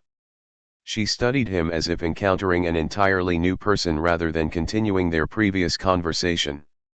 "I don't even know you," she responded, her tone measured despite the absurdity of his proposal. "We spent one night together 3 months ago. Had one meaningful conversation. And now you're proposing marriage as if it were a business merger." She shook her head slightly, the movement emphasizing her incredulity. "Daniel, we're virtual strangers. You disappeared after our night together, leaving only a brief note. I've spent weeks attempting to simply notify you about this pregnancy. Now you suggest a legal union based on what statistical outcomes in child development studies?" Her medical training provided objective perspective despite the emotional weight of the situation. Marriage isn't a practical solution to a biological development. It's a profound personal commitment between people who share values, trust, and genuine connection. The directness of her refusal created momentary silence between them. Where Daniel had clearly anticipated resistance to his practical solution, her fundamental rejection of the proposal's premise seemed to genuinely surprise him. "Your suggestion demonstrates exactly how little we know each other," she continued more gently. "That you would propose such an arrangement reveals a fundamental disconnect in how we view relationships, commitment, and family structure." Daniel's expression shifted subtly, the practiced corporate mask revealing hints of genuine conviction beneath. He moved to sit across from her, a rare concession to the personal nature of their conversation. "4 children need stability," he stated, his voice carrying unexpected intensity. "Not just financial security though that matters, but consistent structure. Predictable environments. Unified guidance systems. We can provide that together far more effectively than through separate households with divided approaches." He leaned forward slightly, his analytical mind clearly visualizing the practical scenario he proposed. "Consider the developmental challenges for quadruplets. Identity formation requires both differentiation and belonging. Split custody or partial involvement creates fragmentation during critical formative periods." His hands sketched invisible models in the air as he continued, his technological background evident in his systematic approach. "Their development represents complex adaptive systems requiring coordinated input. Marriage provides legal and social framework for consistent decision-making. It establishes clear boundaries against external disruption." Something in his expression suggested this wasn't merely theoretical for him. The conviction carried personal weight beyond statistical analysis. "I'm not proposing romantic fantasy," he acknowledged. "I'm suggesting pragmatic partnership with shared purpose, raising 4 children with optimal advantages. We both possess exceptional capabilities in different domains. Together, we create comprehensive support structure otherwise impossible." The proposal remained transactional in construction yet carried underlying intensity that transcended pure business consideration. His focus on the children's needs rather than personal convenience revealed priorities that aligned with her own, despite the vast differences in their perspectives. "Your medical expertise combined with my resource networks creates unprecedented development environment," he continued. "Why fragment that potential through artificial separation when we could integrate our strengths?" Jodi listened to his logical explanation with the same attentive focus she gave complex medical cases, appreciating the structured reasoning while identifying the fundamental flaws in his approach. "Children need love, not a business arrangement," she responded, her voice softening despite her firm conviction. "They require emotional connection, not just efficient systems. What you're proposing is essentially a co-parenting contract dressed as marriage, a functional alliance without the fundamental elements that create family bonds." She leaned forward slightly, her hand resting protectively on her abdomen as she continued. "I've treated children from every possible family structure in my practice. The decisive factor in their well-being isn't the legal framework surrounding them but the quality of emotional connection they experience. Children with divorced parents who genuinely care about them often thrive better than those with married parents whose relationship is merely functional. Her medical training provided both professional insight and personal clarity. Developmental research consistently shows that authentic emotional engagement matters more than perfect structural stability. Children learn relationship patterns from what they observe between parents. What would ours teach them about human connection? The question hung between them, both challenge and genuine consideration. Her expression remained compassionate rather than confrontational, recognizing the good intentions behind his proposal despite its fundamental miscalculation. Marriage should never be entered as a practical solution to an unexpected situation, she continued. These children deserve parents who model authentic relationship, not strategic alliance. They'll face enough challenges as quadruplets without adding the burden of parents committed to arrangement rather than each other. She met his gaze directly, physician's honesty evident in her assessment. Your proposal demonstrates care for their welfare, which I deeply respect. But the framework you're suggesting would ultimately create emotional deficits no amount of structural stability could compensate for. Daniel's composed expression faltered, revealing something more complex beneath his analytical exterior. He rose from his chair, moving toward the window overlooking Boston's nighttime skyline, a brief physical retreat suggesting emotional territory less comfortable than business negotiations. My parents married for appropriate genetic combination and social alignment, he stated, his voice carrying unusual tension. Westbrook and Eleanor Holliday net worth exceeding $2 billion, social connections spanning 3 continents, residence in 6 countries depending on seasonal preference. He remained facing the window, his reflection visible against the darkened glass. Their parenting philosophy prioritized dynasty building over emotional development. I attended 7 elite boarding schools before university. Holidays were scheduled for optimal networking opportunities. Achievements were valued for continuation of family legacy. His hands clasped behind his back, knuckles whitening slightly with controlled pressure. They provided everything material excellence could offer: nutrition precisely calibrated by specialists, educational access without limitation, cultural experiences across global contexts. The foundation for exceptional capability was meticulously constructed. The clinical description carried underlying current. Jody recognized immediately from her pediatric practice the measured tone of adults describing childhood emotional wounds they'd learned to rationalize. What they never provided, he continued, turning slightly toward her, was simple presence. Conversations without strategic purpose. Affection without performance requirements. The biological imperatives of reproduction and genetic continuation were fulfilled without corresponding emotional connection. His analytical mind had clearly spent years examining this formative experience, understanding its mechanisms while struggling with its impact. I built environmental technologies worth billions, yet cannot recall a single instance of either parent expressing pride disconnected from market valuation. Their definition of successful parenting centered entirely on continuation of financial dynasty. The revelation provided essential context for his approach to their situation. His proposal reflected both rejection of his parents' emotional distance and unconscious replication of their practical framework. I won't let my children feel what I felt, Daniel stated, his voice carrying an intensity that transcended his usual controlled delivery. He turned fully from the window, meeting Jody's gaze with rare emotional directness. The inheritance they receive from me won't be distant provision of resources with performance expectations attached. It won't be strategic planning for dynasty continuation. It won't be functional systems without emotional foundation. Something raw and authentic emerged beneath his customary reserve, the wounded child still present within the powerful man, determining to break generational patterns despite lacking clear alternative models. When I proposed marriage as solution, I was attempting to create structure that prevents what I experienced, he admitted, his analytical mind still processing complex emotional realities. but I recognize now that replicating the form without addressing emotional content risks recreating exactly what I'm trying to prevent. His hands unclenched slowly, the physical release mirroring internal recognition. These children deserve better than what I received. Better than perfectly optimized material provision without corresponding emotional connection. The admission represented exceptional vulnerability from a man whose public persona revealed almost nothing of personal history or internal experience.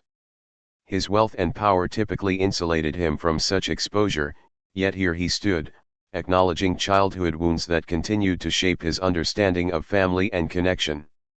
I don't know how to create what they'll need, he acknowledged quietly. My models were profoundly inadequate. But I know what they shouldn't experience, and I'll do whatever necessary to prevent that repetition. The conference room fell quiet as they reached a delicate impasse. His proposal rejected, yet the underlying concern for their children's welfare mutually acknowledged. Perhaps we're approaching this from opposite directions, Jody suggested carefully. You're seeking structural solutions to emotional needs, while I'm concerned about emotional authenticity without dismissing practical considerations. Daniel nodded slightly, his analytical mind visibly processing this framing. A valid assessment. These children will need both, she continued. Financial security and emotional connection. Stable structure and authentic relationship. Your resources and my medical knowledge. But those elements don't require marriage to be effectively provided. What alternative framework would you suggest? He asked, his tone indicating genuine consideration rather than defensive rejection. We begin with mutual respect and clear communication, she offered. Build cooperative parenting practices based on children's actual needs rather than predetermined structures. Allow authentic connection to develop naturally rather than imposing formalized relationship. Something shifted in his expression, not agreement with her perspective but recognition of its validity within a different framework than his own. Your approach prioritizes organic development over engineered solution, he observed. Counter to my typical methodology but potentially appropriate for interpersonal dynamics. The acknowledgement represented significant conceptual flexibility from a man accustomed to systematic control. Before Jody could respond, a sudden sharp pain stabbed through her lower abdomen, intense enough to cut off her words mid-thought. She gasped, instinctively pressing her hand against the source of pain, her medical training immediately cataloging possible causes: placental issues, preterm labor indicators, potential complications of multiple gestation. Daniel's response was instantaneous. Without hesitation or awkwardness, he moved to her side, supporting her arm as she leaned forward slightly. What do you need? He asked, his focus entirely on immediate assistance rather than emotional reaction. Should I call emergency services? The efficiency of his response, practical support without panic or useless concern, allowed Jody to focus on her medical self-assessment. She took a careful breath, monitoring whether the pain recurred or intensified. Wait, she instructed, her physician's discipline evident despite personal fear. Quadruplet pregnancies often involve false contractions. Let me evaluate before. Another wave of pain interrupted her, this one sharper than before. Her expression tightened as her medical knowledge supplied potential complications: placental abruption, cervical insufficiency, premature labor. Without asking permission, Daniel pulled out his phone and pressed a single button. Medical emergency at my location, he stated to whoever answered. Dr. Jameson should meet us at Massachusetts General. Priority transport for pregnant woman with potential complications. Quadruplet gestation, approximately 14 weeks. The organized response represented exactly what the situation required: immediate action without wasted motion or emotional distraction. As Jody breathed through the concerning pain, she registered the unexpected alignment of their capabilities in crisis, her medical knowledge and his organizational efficiency creating more effective intervention than either could provide alone. My security team includes medical personnel, he explained, his hand remaining steadily supportive of her arm. They'll stabilize during transport to hospital. Dr. Jameson is the leading maternal fetal specialist in Boston. He'll meet us there. As the door opened and professional medical responders entered, Jody realized that despite their philosophical differences, they had just demonstrated exactly what their children would need: complementary capabilities activated by shared concern for something beyond themselves. Wow! The journey of Jody and Daniel is just heating up, and I'd love to know what you think will happen next. Will she accept his proposal after this medical scare?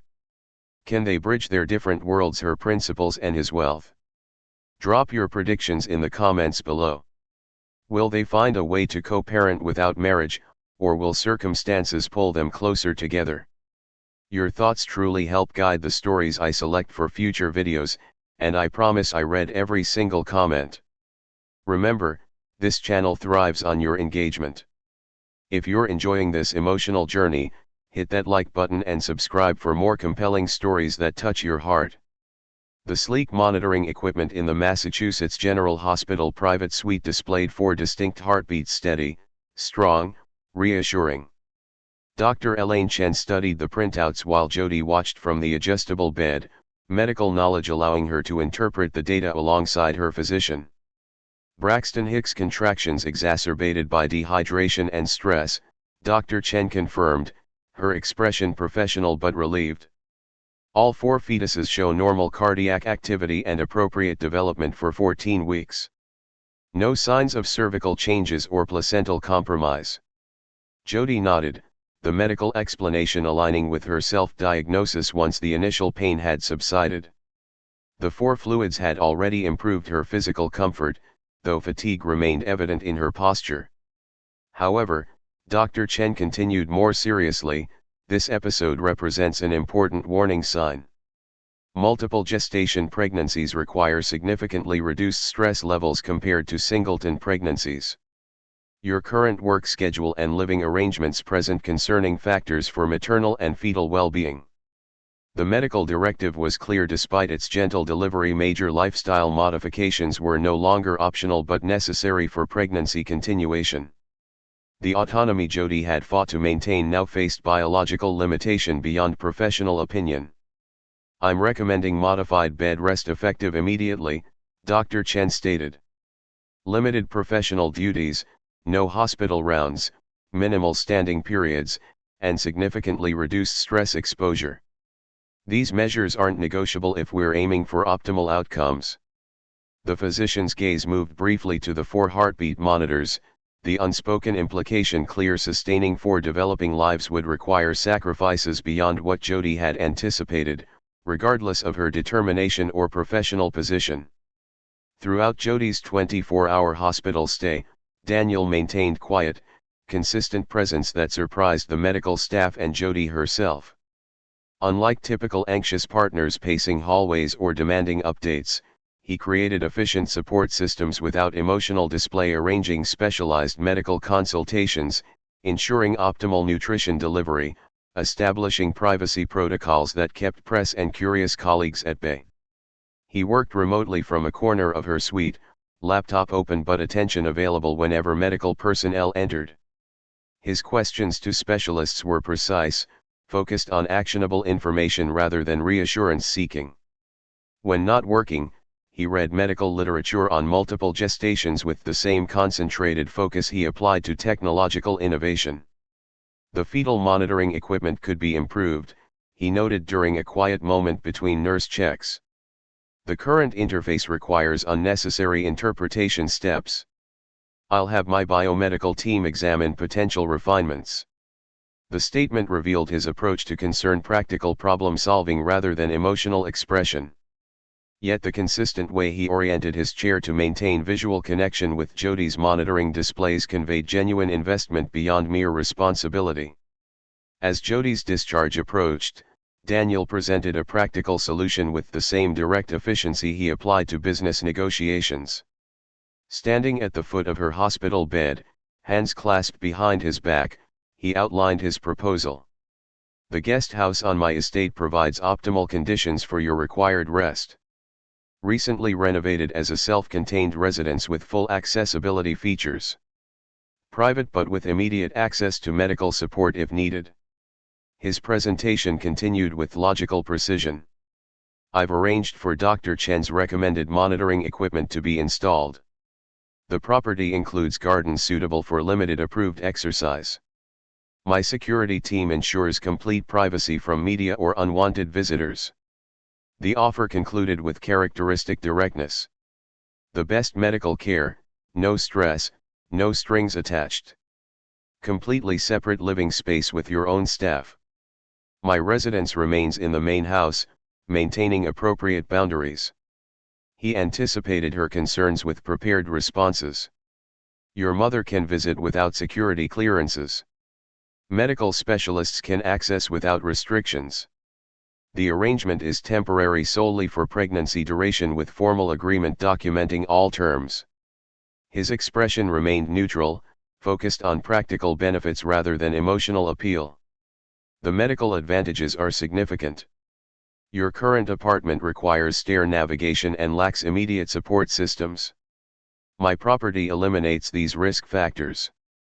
Jodi's independence had been a defining characteristic throughout her medical career and personal life. The suggestion of moving into Daniel's property regardless of separate buildings and formal agreements represented compromise of deeply held values. Her reluctance manifested in the slight tension of her shoulders as she considered his offer. My apartment has been modified for pregnancy, she countered, though without full conviction. The hospital is only 20 minutes away. I can arrange for part-time assistance. Even as she voiced these alternatives, her medical training evaluated their inadequacy against quadruplet gestation requirements. 20 minutes could prove critical in pregnancy complications. Her third-floor walk-up would become increasingly challenging as physical limitations progressed. The cost of round-the-clock medical assistance would deplete her savings rapidly. Dr. Chen's warning echoed in her mind: quadruplet pregnancies typically require hospitalization by 26 weeks. Prior arrangements significantly impact duration of independent function. Jodi's hand moved to her abdomen, where 4 distinct lives continued developing despite the recent scare. Her personal preferences now balanced against medical realities beyond her control. Independence remained important, but successful gestation of 4 healthy children represented the priority that would guide all decisions moving forward. I would need complete autonomy within the guest house, she stated, medical practicality beginning to outweigh personal reluctance. The practical agreement between them developed through systematic negotiation, conducted with the methodical thoroughness both applied to their respective domains. Daniel provided a written proposal outlining living arrangements, medical provisions, and privacy guarantees complete with architectural renderings of the guest house modifications already underway. The residence includes separate entrance, private kitchen, dedicated staff reporting directly to you, and communication systems you control entirely, he explained, presenting digital schematics on his tablet. Security parameters can be customized to your specifications. Jodi reviewed each element with her characteristic attention to detail, proposing counter-adjustments where his provisions overreached her comfort boundaries. My medical decisions remain entirely mine, she stipulated, marking the document with precise notations. Consultations with specialists require my prior approval. Medical information sharing occurs only with my explicit consent. Daniel accepted her requirements without hesitation, adding, regular updates on the children's development would be appreciated, but timing and content remain at your discretion. The negotiation continued through practical considerations that would have seemed extraordinary in different circumstances: access protocols for Esther's visits, boundaries regarding potential involvement from Daniel's business associates, even detailed parameters for holiday arrangements should the pregnancy extend through those periods. My mother visits without advance notice or security procedures, Jodi insisted. And I maintain complete professional confidentiality about our arrangement. The hospital board receives only necessary medical information, not personal details. Agreed, Daniel responded without hesitation. Similarly, my corporate activities remain separate from this arrangement. Holiday Enterprises personnel will have no access to your residence without explicit invitation. After 3 days of careful deliberation, consulting with both Dr. Chen and Esther regarding the medical and legal implications, Jody made her decision. The guest house arrangement offered undeniable advantages for the complicated pregnancy ahead, advantages that prioritized the quadruplets' development over her personal preference for complete independence. "I'll accept your offer with the conditions we've outlined," she informed Daniel during their final planning meeting. "But I need absolute clarity about what this arrangement represents." She met his gaze directly, her professional composure emphasizing the importance of her stipulation. "This is about the babies, not us. Not a relationship trial period. Not a marriage prerequisite. Not an emotional negotiation. The arrangement exists solely to provide optimal medical conditions for quadruplet gestation." Daniel nodded, neither offended nor surprised by her clear boundaries. "Understood and accepted. The provisions exist to support successful pregnancy outcomes. Nothing more implied." Her expression remained serious, the physician establishing clear parameters with the patient. "My long-term housing, career decisions, and personal choices remain entirely separate from this temporary medical necessity. When the pregnancy concludes, we develop co-parenting arrangements based on the children's needs, not convenience of proximity." "Absolute clarity is preferable," he agreed. "Defined expectations prevent misunderstandings. The arrangement serves specific medical purpose with predetermined conclusion timeline." The explicit limitations created paradoxical comfort between them, professional colleagues collaborating on complex project rather than emotionally entangled co-parents navigating undefined territory. 1 week after her hospital release, Jody arrived at Daniel's estate, a modern architectural statement nestled within 50 acres of conservation land outside Boston. The main house stood at the property's center, glass and sustainable materials blending with the natural landscape. The guest house, positioned at comfortable distance through wooded gardens, offered similar design aesthetic at more modest scale. Their first day established the awkward choreography that would define their arrangement, Daniel greeting her arrival with professional courtesy, staff introductions conducted with corporate efficiency, medical equipment demonstrated with technical precision. The interaction resembled hospital orientation rather than personal relocation. "Dr. Phillips will coordinate your medical monitoring," Daniel explained, indicating the maternal fetal specialist he'd arranged to oversee her care. "The security team performs perimeter checks only, never approaching your residence without request. Chef Marion can adapt menus to any dietary specifications." Jody nodded, simultaneously impressed by his thorough provisions and uncomfortable with their necessity. Her small collection of personal belongings, books, family photographs, medical journals seemed strangely inadequate within the perfectly appointed residence. "I'll leave you to settle in," Daniel concluded, recognizing her need for space. "The communication system connects directly to household staff or my office if needed. Otherwise, your privacy remains absolute." As he departed across the garden path toward the main house, Jody stood in the doorway of her temporary home, watching his retreat with complex emotions. Medical necessity had created unprecedented proximity between virtual strangers bound by profound biological connection for developing lives with shared genetic heritage, but parents who barely knew each other. The arrangement perfectly embodied their current reality, connected yet separate, close yet distant, mutual concern without personal intimacy. As weeks passed, the fundamental differences between Jody and Daniel's approaches to daily existence became increasingly apparent despite their physical proximity. From his home office windows, Daniel could observe Jody's measured walks through the garden paths, her movements deliberately paced, her stops to rest precisely timed according to her physician's recommendations. From her guest house patio, Jody occasionally glimpsed Daniel's helicopter departing for urgent business matters or international delegations arriving for high-level negotiations. Their contrasting rhythms reflected core philosophical differences. Daniel's world operated at global scale, decisions affecting thousands of employees, technologies impacting millions of lives, financial movements measured in billions. His time was allocated with ruthless efficiency, each hour representing potential value measured in market-moving metrics. Jody's medical perspective valued individual impact, the singular importance of each patient, the ethical weight of personal care, the recognition that small moments could carry life-changing significance. Her practice had always prioritized human connection within professional boundaries, valuing quality of care over quantity of accomplishments.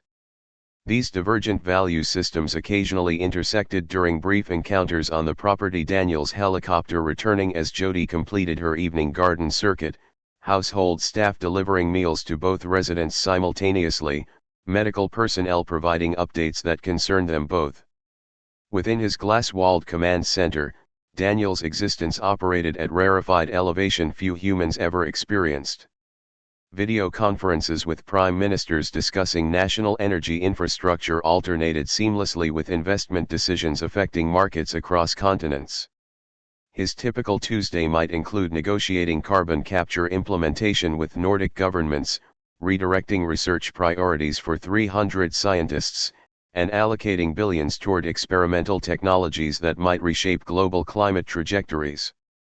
The Singapore factory expansion requires your final approval, his chief operations officer reported during one video call Jody overheard while walking nearby. Environmental impact studies exceed compliance requirements by 40%. Proceed with the higher sustainability standards regardless of cost differential, Daniel responded without hesitation, his decisions reflecting values implemented through power rather than merely discussed academically. When not actively managing his corporate empire, he focused on technological innovation, sketching advanced energy systems, revising engineering specifications, testing prototype materials in his private laboratory. His mind constantly calculated systemic optimizations that transformed abstract concepts into world-changing implementations. The occasional international delegations arriving in sleek diplomatic vehicles revealed his global influence extending beyond corporate boundaries. Government officials and institutional leaders sought his perspective on challenges ranging from water security to medical infrastructure in developing regions, his approach to each demonstrating the same systematic analysis he applied to business matters. Despite medical restrictions confining her to the estate, Jody maintained unwavering connection to her pediatric patients. Her temporary office in the guest house became a telehealth hub where she conducted virtual consultations 3 mornings weekly, her schedule carefully balanced against rest requirements. Your white blood cell count is responding well to the adjusted medication, she explained to a 10-year-old leukemia patient during a video session, her warm professionalism unchanged despite her changing circumstances. Keep tracking your temperature as we discussed, and remember your shark facts for our next appointment. Between patient consultations, she reviewed case files from her department, providing guidance to residents managing complex cases and maintaining research oversight despite her physical absence. Her laptop constantly displayed medical journals and research updates, her professional dedication undiminished by personal medical challenges. The hospital administration had offered complete leave, but Jody negotiated limited involvement that preserved critical patient relationships while respecting pregnancy requirements. Her calendar remained meticulously organized, albeit with more recovery periods strategically placed between professional commitments. Dr. Winters needs your input on the autoimmune protocol adjustments, her administrative assistant reported during their daily check-in. The preliminary data suggests modification to the treatment schedule.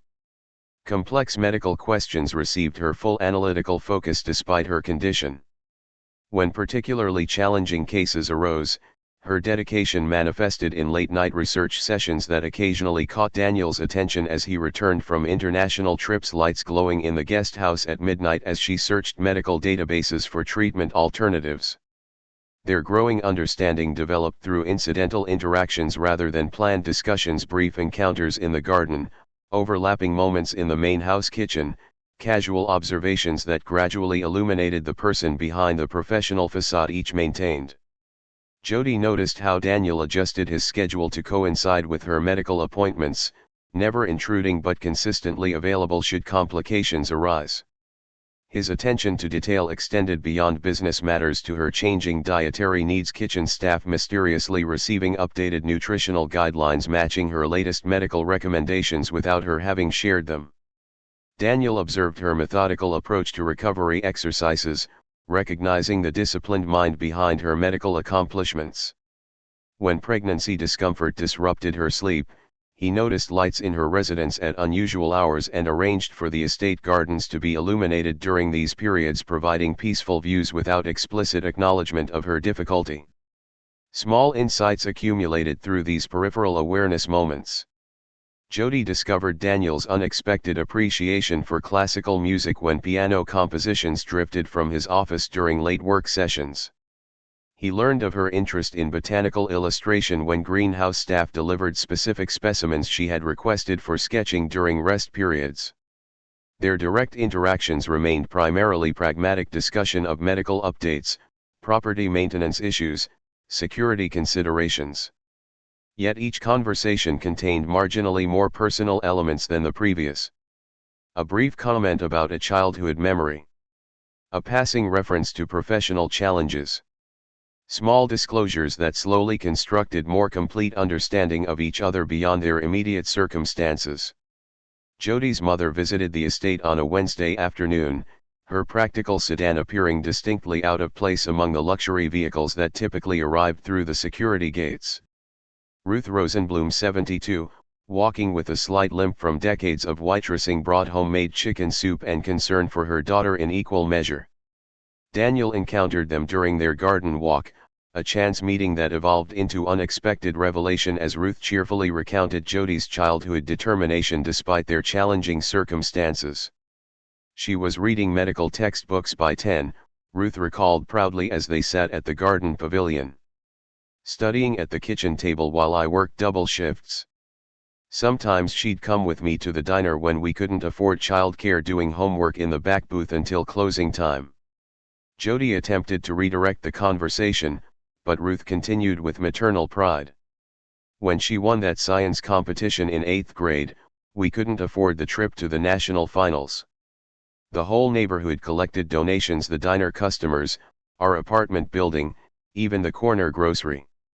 Everyone contributed because they believed in her. Daniel listened with genuine interest as Ruth described their small apartment with the unreliable heating system, the sacrifices to afford Jody's advanced science courses, the creative budgeting that stretched waitress tips to cover medical school applications. We made a deal, Ruth explained, patting her daughter's hand. I'd handle the practical matters so she could focus entirely on learning. Some nights I'd work until 2, but I'd still quiz her on anatomy terms before bed if she needed it. The stories revealed perseverance beyond what Daniel had assumed, not merely academic excellence, but excellence achieved against substantial odds through mutual dedication between mother and daughter. The accomplishments he'd assessed on Jody's professional resume now carried deeper meaning, representing not just intelligence but extraordinary determination beyond his wealthy upbringing's comprehension. 3 days after Ruth's visit, a severe thunderstorm knocked out power to sections of the estate, including the guest house. Daniel arrived personally rather than sending staff, carrying emergency lighting and equipment to restore essential systems. As he worked methodically to connect the medical monitoring equipment to backup power, an unexpected phone call interrupted his focus. The caller ID displayed Eleanor Holliday, his mother. Daniel glanced at it briefly before silencing the ringer without answering. "You can take that," Jody offered, noticing his momentary hesitation. "Unnecessary," he replied, continuing his work. "Quarterly obligation call. Not time sensitive." The clinical terminology caught Jody's attention. Obligation call. "My parents maintain scheduled communication, 4 calls annually, 2 holiday acknowledgements, 1 in-person meeting during their New York residence period," he explained while adjusting power connections. "Primarily concerning investment alignments and public appearance coordination." His matter-of-fact description of family contact reduced to transactional obligation revealed more than any emotional confession could have. The casual mention of their New York residence period suggested parents who maintained multiple international homes yet dedicated minimal time to their only son. When did you last speak with them about something besides business or public appearances? Jody asked carefully. Daniel appeared momentarily puzzled by the question, as if searching for applicable data. Approximately 12 years ago. My mother inquired about a medical procedure. After brief consideration, he added, I believe it was my 25th birthday. The revelation of such profound emotional isolation despite or perhaps because of extraordinary wealth created contextual understanding of his proposal approach, his structured worldview, his difficulty conceptualizing family beyond functional frameworks. The weeks of proximity gradually eroded the assumptions each had constructed about the other. Daniel's initial view of Jody as merely a principled physician expanded as he observed her sketching garden landscapes during rest periods, heard her laughing during video calls with hospital colleagues, and noticed her extensive collection of classic mystery novels beside medical journals. The multidimensional woman emerging from these observations defied simple categorization. Similarly, Jody's perception of Daniel as the stereotypical disconnected billionaire became increasingly nuanced. She noticed his hands-on approach to property maintenance, personally repairing the greenhouse irrigation system rather than delegating, his genuine interest in staff members' family situations, his habit of testing prototype clean water systems himself before deployment to developing regions. Their shared concern for the quadruplets provided natural common ground that transcended their differences. The weekly ultrasound appointments in the estate's medical suite became collaborative moments where their divergent perspectives complemented rather than conflicted. Baby C shows slight growth variance, the maternal fetal specialist noted during one such appointment. Still within normal parameters but worth monitoring. Daniel immediately focused on technological solutions, researching specialized nutritional supplements, investigating advanced monitoring equipment, outlining potential intervention scenarios with clinical precision. Jody approached the same information through medical experience, consulting with colleagues about similar cases, reviewing developmental literature, adjusting her activity patterns to potentially improve blood flow distribution. When they shared their respective findings later that evening, neither approach dominated their discussion. Instead, they recognized how Daniel's systems thinking and Jody's medical expertise created more comprehensive understanding together than either could achieve separately. The specialized nutrient delivery approach from Singapore might complement the position adjustments you've implemented, he noted without his earlier presumption about optimal solutions. And your monitoring refinements could provide earlier detection of changes than standard protocols, she acknowledged, medical expertise recognizing valuable contribution rather than dismissing non-physician input. Their shared priority, ensuring 4 healthy babies, created foundation for cooperation that bridged philosophical differences.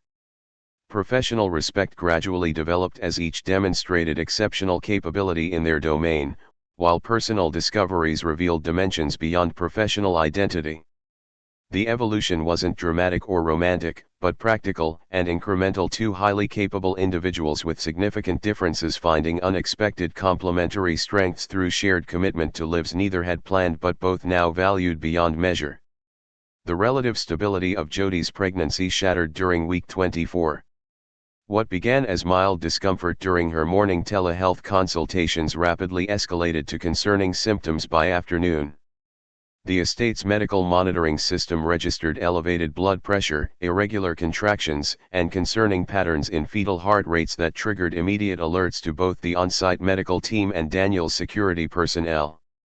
Dr. Chen arrived within 30 minutes, her typically composed expression tightening as she reviewed the monitoring data. The examination revealed what Jody, with her medical training, had already begun to suspect: preeclampsia developing with unusual speed, complicated by signs of placental insufficiency affecting 2 of the 4 fetuses. The blood work confirms protein levels consistent with advanced preeclampsia, Dr. Chen explained, her tone balancing professional clarity with appropriate concern. Baby B and Baby D are showing reduced blood flow through their umbilical arteries. Their growth has fallen below the 15th percentile compared to standard quadruplet development metrics. Jody processed this information with clinical detachment despite its personal implications, her physician's mind calculating risks and probabilities even as her maternal instincts registered profound fear.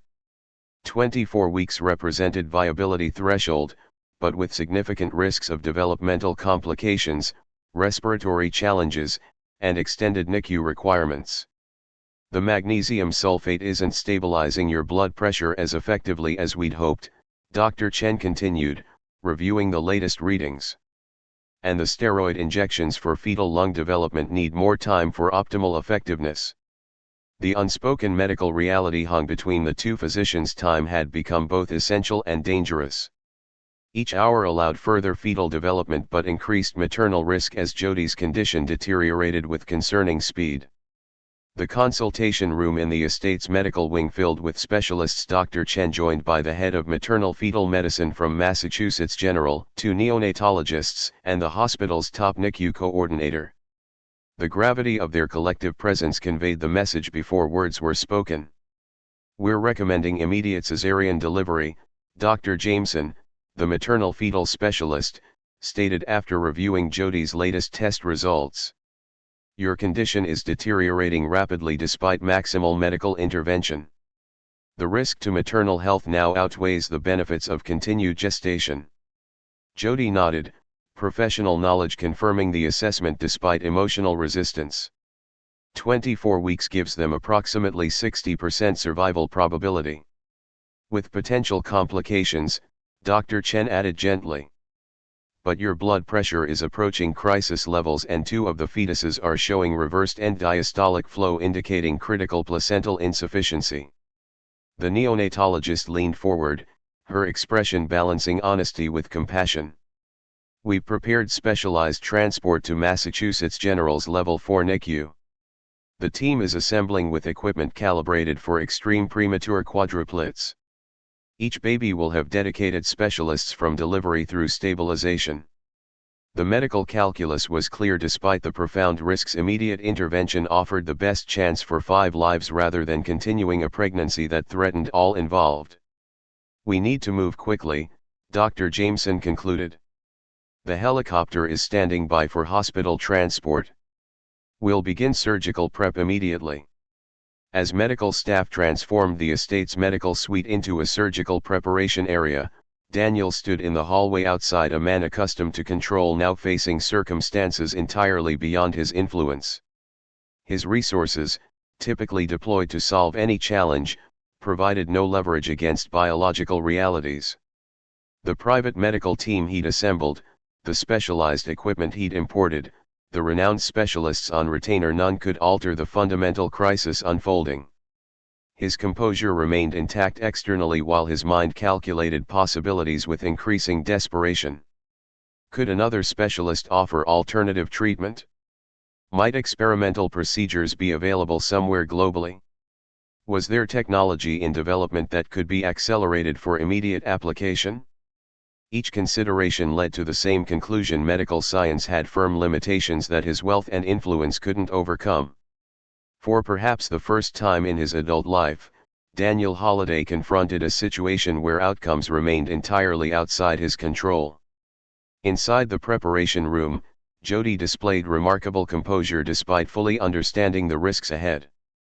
Her medical knowledge, typically an asset, now provided excruciating clarity about potential complications for both herself and the quadruplets. Yet her interactions with the medical team showed steady focus rather than panic. "The babies will need surfactant therapy immediately," she noted to the neonatologists, discussing treatment priorities with professional detachment despite being the patient. "My blood type information is already loaded in the system for potential transfusion requirements." Only the tight grip of her hands on the bed rails betrayed her underlying fear as the anesthesiologist explained the surgical approach. She had treated countless premature infants during her career, had witnessed both miraculous successes and devastating outcomes. That knowledge created terror that only her professional discipline kept contained. When a nurse asked if she had any questions, Jody's voice remained steady though slightly quieter than normal. Please ensure the NICU team has the genetic testing results from last month's amniocentesis. They'll need that information for respiratory management decisions. The calm courage she maintained despite her comprehensive understanding of the dangers ahead revealed character depth beyond even what Daniel had observed over their months of proximity. In the final moments before Jodi's transport to the operating room, Daniel was permitted brief time with her. The medical team stepped aside, creating a small pocket of privacy within the clinical environment. He approached her bedside with uncharacteristic hesitation, his typical confidence absent in this medical domain where his expertise offered no advantage. The surgical team has exceptional outcomes data, he began, defaulting to statistical reassurance. The helicopter transport includes specialized equipment for premature quadruplets. Massachusetts General's NICU exceeds all national benchmarks for extreme prematurity cases. Jodi recognized his analysis as the coping mechanism. It represented facts and figures providing illusion of control in uncontrollable circumstances. Her hand reached for his, the first time she had initiated physical contact since moving to the estate. "Daniel," she said softly, "sometimes medical outcomes don't follow statistical probabilities. I need you to be prepared for that possibility." Her directness, the physician's honesty rather than patient's denial, created a moment of profound authenticity between them. The carefully maintained boundaries of their pragmatic arrangement temporarily dissolved in the face of genuine crisis. "I've prepared documentation for all scenarios," she continued, medical pragmatism evident even now. "If difficult decisions become necessary regarding my care versus the baby's, I've outlined my priorities clearly."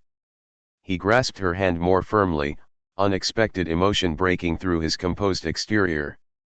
"I need you to know this isn't just about the babies anymore."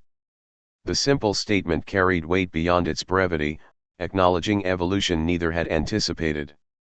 What had begun as biological connection between strangers had gradually transformed through proximity, observation, and shared purpose. "Over these months," he continued, finding words for feelings he typically kept unexamined, "you've become significant. Independent of our shared connection to the children. Your perspectives, your principles, your presence, they matter to me personally now, not merely as the mother of these babies." The admission visibly surprised her, evidence of authentic feeling rather than strategic statement. The renowned businessman who approached every interaction with calculated purpose now spoke with raw honesty when it served no practical function. "Whatever happens," he finished quietly, "don't make medical decisions based on assumptions about my preferences or capabilities. Your well-being matters to me, not just to the children." As medical staff returned to begin transport, their hands remained connected for one more moment, mutual acknowledgement that something had fundamentally shifted between them. The surgical waiting area became Daniel's domain for the 4 hours and 17 minutes of Jodi's operation. Unlike typical anxious family members who sat frozen in uncomfortable chairs, he paced with military precision exactly 7 steps in each direction, turning at precise angles, maintaining continuous movement as if physical motion might somehow influence medical outcomes.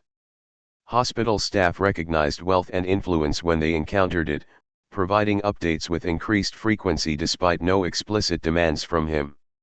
Each report received his complete attention, the information processed with the same analytical focus he applied to global business decisions, though the stakes felt immeasurably higher. During brief intervals between updates, memories of their evolving connection surfaced unexpectedly. Jodi sketching garden flowers during afternoon rest periods. Her laughter during video calls with young patients. Their gradually lengthening conversations about pediatric research applications. The quiet dignity with which she had managed her changing circumstances without complaint. The realization that he had come to admire her not merely as the mother of his children but as a person of exceptional character emerged with surprising clarity during these tense hours. The principled physician who had initially challenged his assumptions had gradually revealed dimensions that his wealth-insulated existence rarely encountered: authentic compassion, genuine integrity, disciplined dedication to meaningful purpose.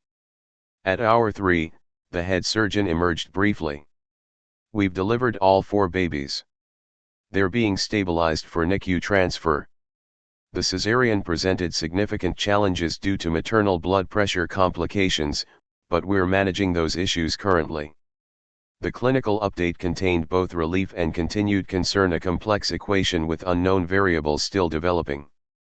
Daniel nodded acknowledgement, his expression remaining controlled despite the emotional turbulence beneath. The surgical team worked with coordinated precision despite the extraordinary challenges of the quadruplet delivery. Each tiny infant ranging from 650 to 720 grams required immediate specialized intervention from dedicated medical teams. The surgical field became crowded with specialists focused on the microsurgical techniques required for premature quadruplet delivery. Jody experienced dangerous blood pressure fluctuations throughout the procedure, requiring multiple interventions to stabilize her condition while maintaining surgical progress. The medical team implemented emergency protocols twice when hemorrhage threatened, their experienced capabilities ultimately achieving control despite the significant risks. After 4 hours and 17 minutes of intense surgical intervention, 4 impossibly tiny but living babies had been delivered and transferred to specialized NICU transport units. Jody survived the dangerous procedure, though her condition remains serious with ongoing monitoring required for several critical parameters. The surgical team chief provided the final update with professional restraint, masking the remarkable achievement they had accomplished.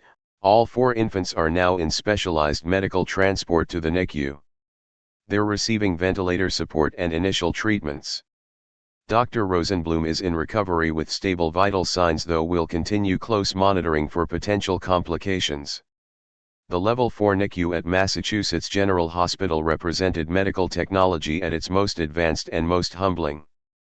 4 specialized incubators contain the holiday quadruplets, each tiny body connected to an array of monitoring equipment, ventilators, and specialized treatment systems. The medical team had arranged the incubators in a semicircle configuration, allowing simultaneous monitoring while maintaining the specialized environment each premature infant required. Baby A, male, 710 grams, the neonatologist explained, gesturing to the first incubator. Baby B, female, 650 grams. Baby C, female, 680 grams. Baby D, male, 720 grams. All 4 are receiving surfactant therapy for lung development and specialized nutrition through central lines. Through the incubator windows, the infants appeared impossibly fragile, translucent skin revealing delicate blood vessels, chests smaller than adult palms rising and falling with ventilator assistance, fingers thinner than matchsticks occasionally moving in reflexive gestures. Medical equipment dwarfed their tiny forms, yet each displayed the essential human features that transcended their extreme prematurity. 48 hours after delivery, when Jody's condition stabilized enough for wheelchair transport to the NICU, she and Daniel experienced their first moment together with their children. The NICU staff created brief visiting access, arranging Jody's wheelchair where she could view all 4 incubators simultaneously while maintaining necessary sterile protocols. The composed physician and controlled businessman, both accustomed to managing complex situations with professional detachment, found themselves completely unprepared for the emotional impact of this moment. Years of medical training hadn't prepared Jody for seeing her own children in critical care. Decades of business leadership hadn't equipped Daniel for the profound vulnerability these tiny lives represented. "They're fighting," Jody whispered, medical knowledge allowing her to interpret the vital signs displayed on monitors. All 4 showing neurological responses above expected parameters. Daniel stood beside her wheelchair, his hand finding hers without conscious intention. For once, his analytical mind offered no statistical assessments or logical frameworks, only overwhelming recognition of new lives that had irrevocably altered his existence regardless of outcome. "They have your determination," he said quietly, the personal observation replacing his typical data-driven comments. The days following the quadruplets' birth established new patterns for both parents.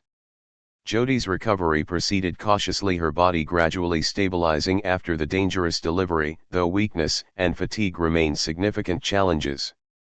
Medical staff monitored her continuously, concerned about potential complications from the severe preeclampsia that had necessitated the emergency delivery.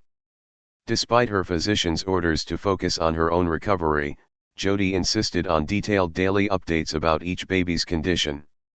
She analyzed their medical charts from her hospital bed, her professional knowledge allowing her to understand both promising signs and concerning developments in their fragile conditions. Daniel divided his time between the NICU and Jodi's hospital room with methodical precision. His corporate responsibilities received brief, efficient attention through video conferences held in hospital waiting areas. Holiday Enterprises executives quickly learned to present only essential decisions requiring his direct involvement, all other matters delegated or postponed indefinitely. The transformation in his priorities occurred without internal conflict or hesitation. A man who had built global systems based on efficiency calculations now found himself completely recalibrated around four tiny beings whose medical futures remained uncertain. The feelings that overwhelmed him during quiet NICU moments contradicted everything he had understood about himself for decades. When a nurse demonstrated how to place his finger against a tiny palm and felt those translucent fingers curl in reflexive grip, Daniel Holiday, who had negotiated billion-dollar contracts without emotional fluctuation, found his vision blurring unexpectedly.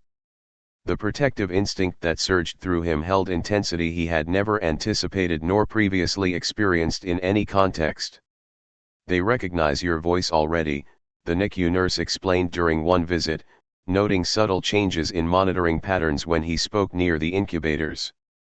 Parental connection begins establishing neural pathways even at this stage of development. The concept of being truly needed not for his resources or strategic capacity but simply for his presence created profound reorientation within him. The man who had built an empire based on systems and structures now found himself fundamentally altered by connection to these fragile lives and, increasingly, to the remarkable woman who had brought them into existence. The NICU calendar marked days in medical milestones rather than conventional time. First successful extubation for baby C, baby A reaching 1 kilogram, baby D demonstrating autonomous temperature regulation, baby B tolerating minimal enteral feeding. Each incremental victory represented defiance against premature birth's challenging odds. Hospital staff recognized the Holiday quadruplets not merely for their medical uniqueness but for their parents' unwavering presence. Morning rounds found Jodi reviewing overnight data, medical journal articles about extreme prematurity spread across her lap. Evenings revealed Daniel engaged in skin-to-skin contact, his voice maintaining steady narration of business developments regardless of his audience's comprehension. Between critical medical interventions came quieter defining moments. The first time Jodi held each baby against her recovering body, Daniel mastering the precise technique for adjusting miniature feeding tubes, both parents learning to interpret each child's emerging personality through subtle cues despite extensive medical equipment. The specialized NICU room transformed gradually from crisis center to development space, medical urgency giving way to careful growth tracking, emergency interventions replaced by developmental therapy, minute-by-minute monitoring evolving into longer-term progress assessment. Time compressed and expanded simultaneously during these critical weeks, measured primarily through four tiny bodies fighting to thrive outside the womb far earlier than nature intended. Jodi's physical recovery progressed steadily despite the significant trauma of emergency surgery. Initially confined to wheelchair transport for NICU visits, she gradually regained strength through carefully calibrated physical therapy.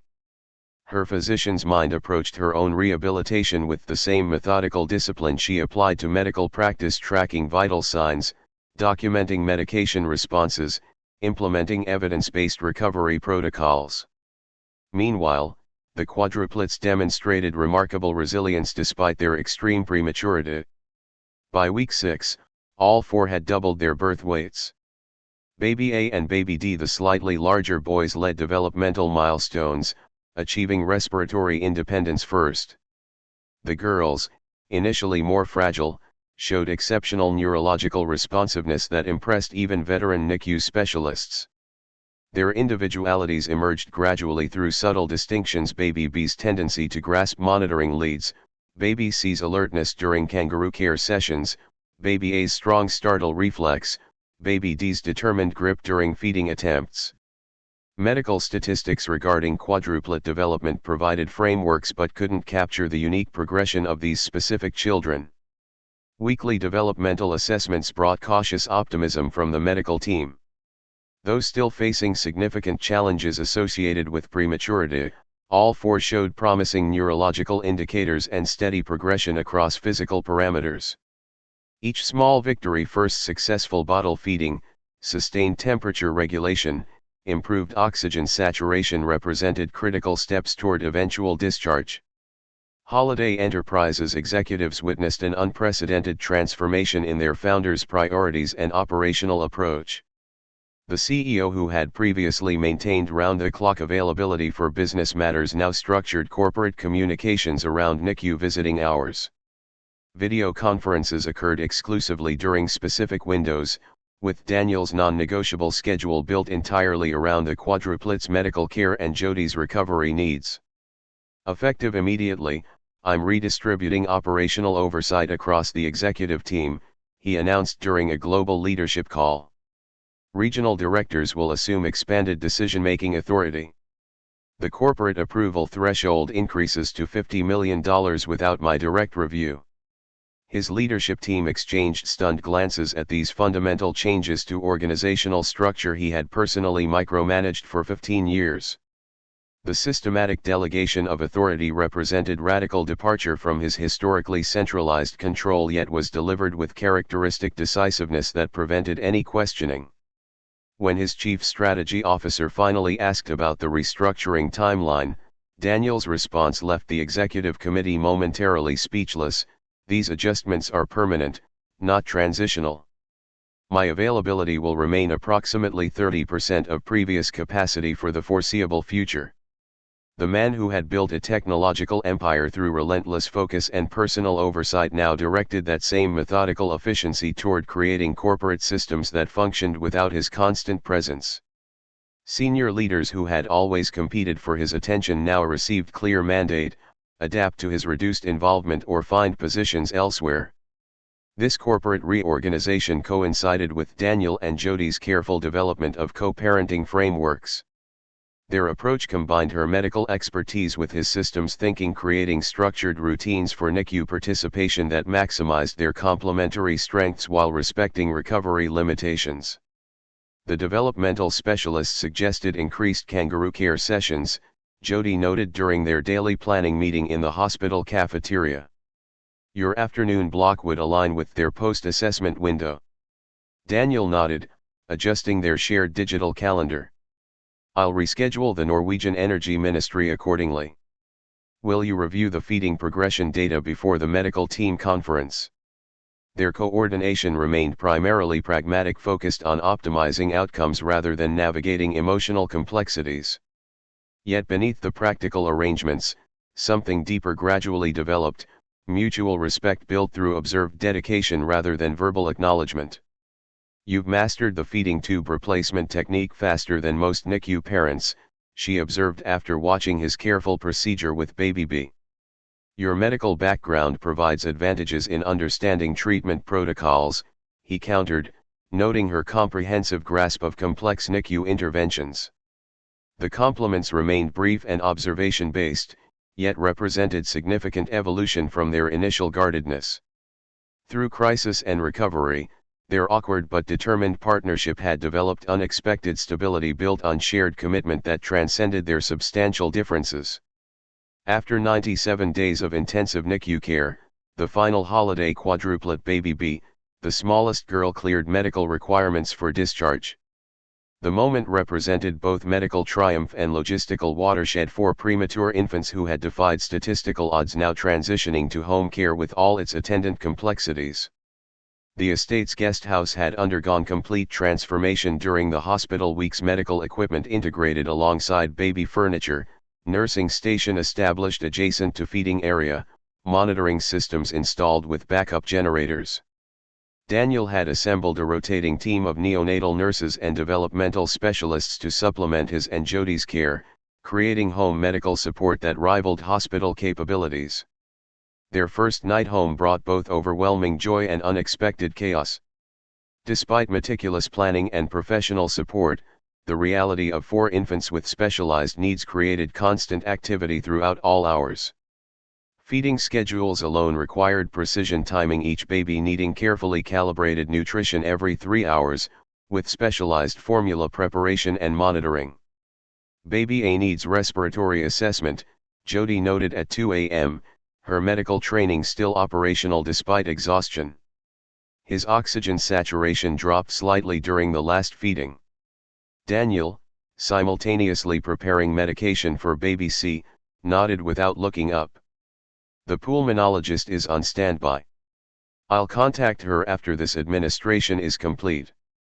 Between medical necessities came moments of profound connection, all 4 babies positioned together for the first time without incubator barriers, tiny hands occasionally brushing against siblings, parents observing family resemblances previously obscured by medical equipment.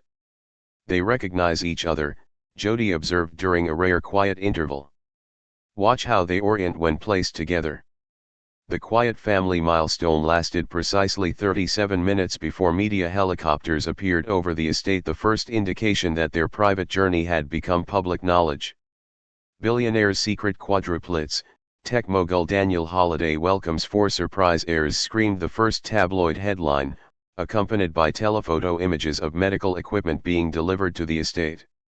Holiday Enterprises founder's quadruple blessing announced financial publications, speculating about succession planning implications for the technological empire.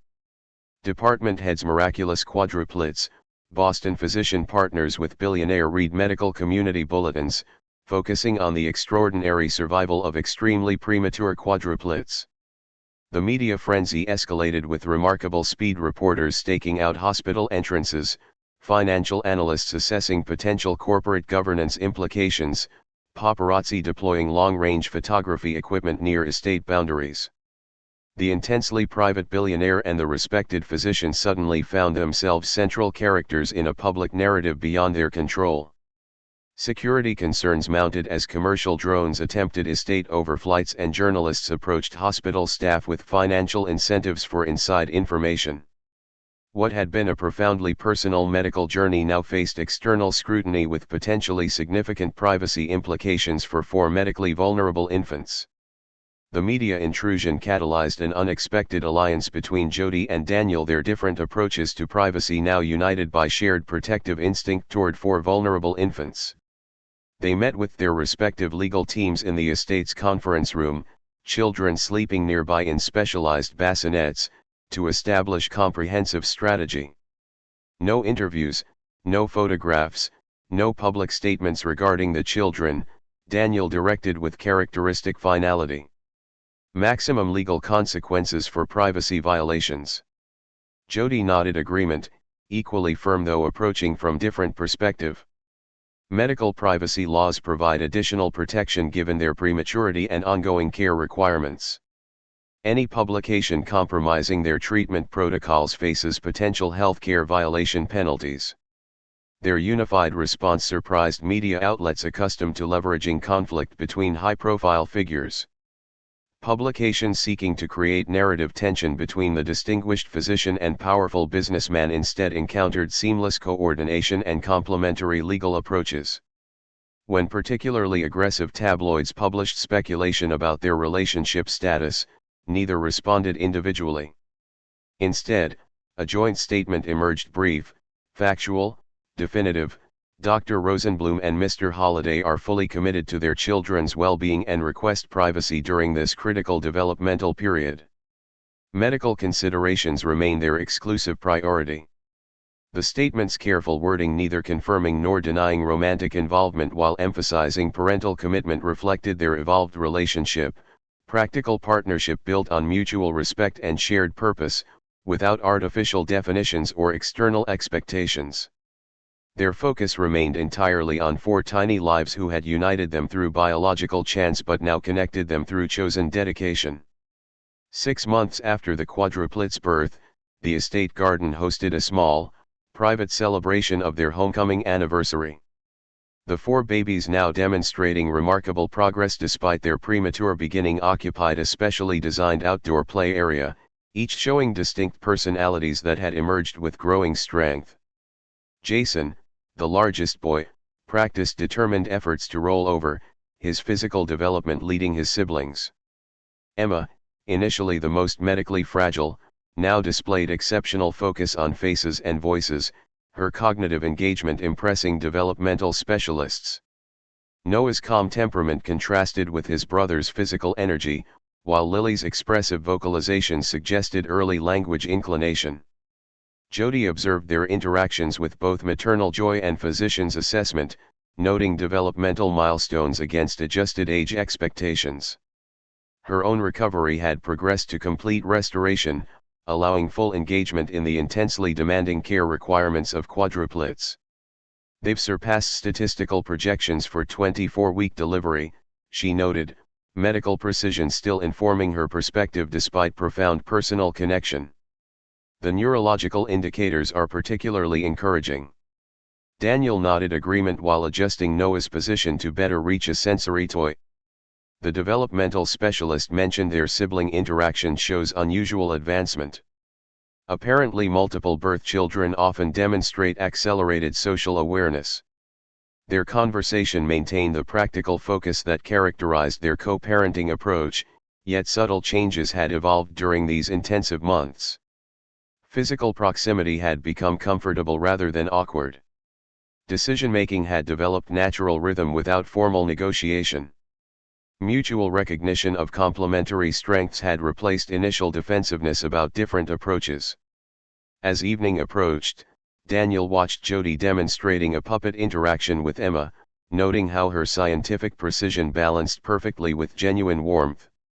The evolution in his appreciation for her from initial assessment as potential complication to recognition as exceptional co-parent to something deeper and less definable had occurred gradually across countless shared moments.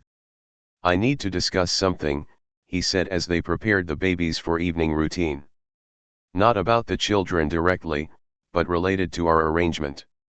Jody looked up with slight wariness, accustomed to his systematic approach to significant topics. "The guest house has worked well for our current needs.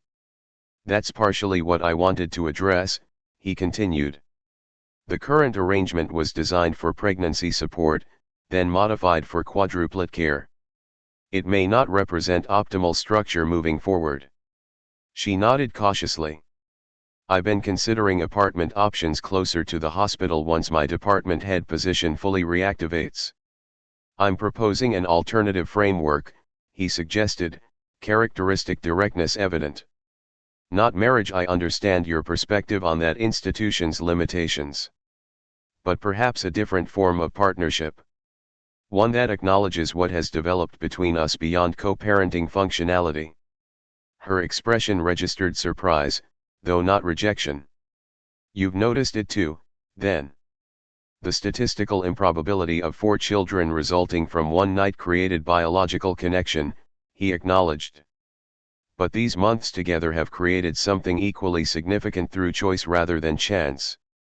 The quadruplets' evening routine proceeded with practiced coordination as they continued this conversation, diaper changes, feeding preparations, medication administration flowing seamlessly while discussing potential life redefinition.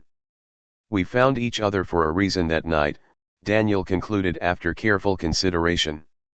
"These children brought us together, but maybe we can build something for ourselves too, something defined by our terms rather than conventional structures." Jody considered his suggestion while settling Lily for sleep, her expression thoughtful rather than dismissive. "A partnership built on observed compatibility rather than romantic idealization." "Precisely," he agreed. "Our differences remain significant. Your medical perspective and my systems approach create natural tension. But perhaps complementary tension rather than conflicting." As the quadruplets finally settled into synchronized sleep, Jody looked around at the life that had developed from that single spontaneous night at the Meridian. 4 extraordinary children, an unexpected partnership with a man entirely different from anyone she might have rationally chosen, a future rebuilt around circumstances she could never have planned. One step at a time, she proposed, her smile containing warmth that transcended their initially pragmatic arrangement. We've managed the most statistically improbable quadruplet pregnancy and delivery. Perhaps we can navigate something equally unique between ourselves. The scene captured essential truth about their unlikely connection, two intensely independent people discovering that life's most meaningful developments often emerge not from careful planning but from accepting the extraordinary possibilities of unexpected circumstances. Thank you for sharing this journey with Jody and Daniel. If their story touched your heart, please subscribe so we can continue exploring these powerful human connections together. Your subscription means more than you know. It's what allows me to keep researching and crafting these stories with such care. Until next time, remember that life's most beautiful chapters often begin with the words, "I never expected this." The most meaningful connections sometimes arrive when we least anticipate them, just as they did for our unlikely couple. See you in our next story.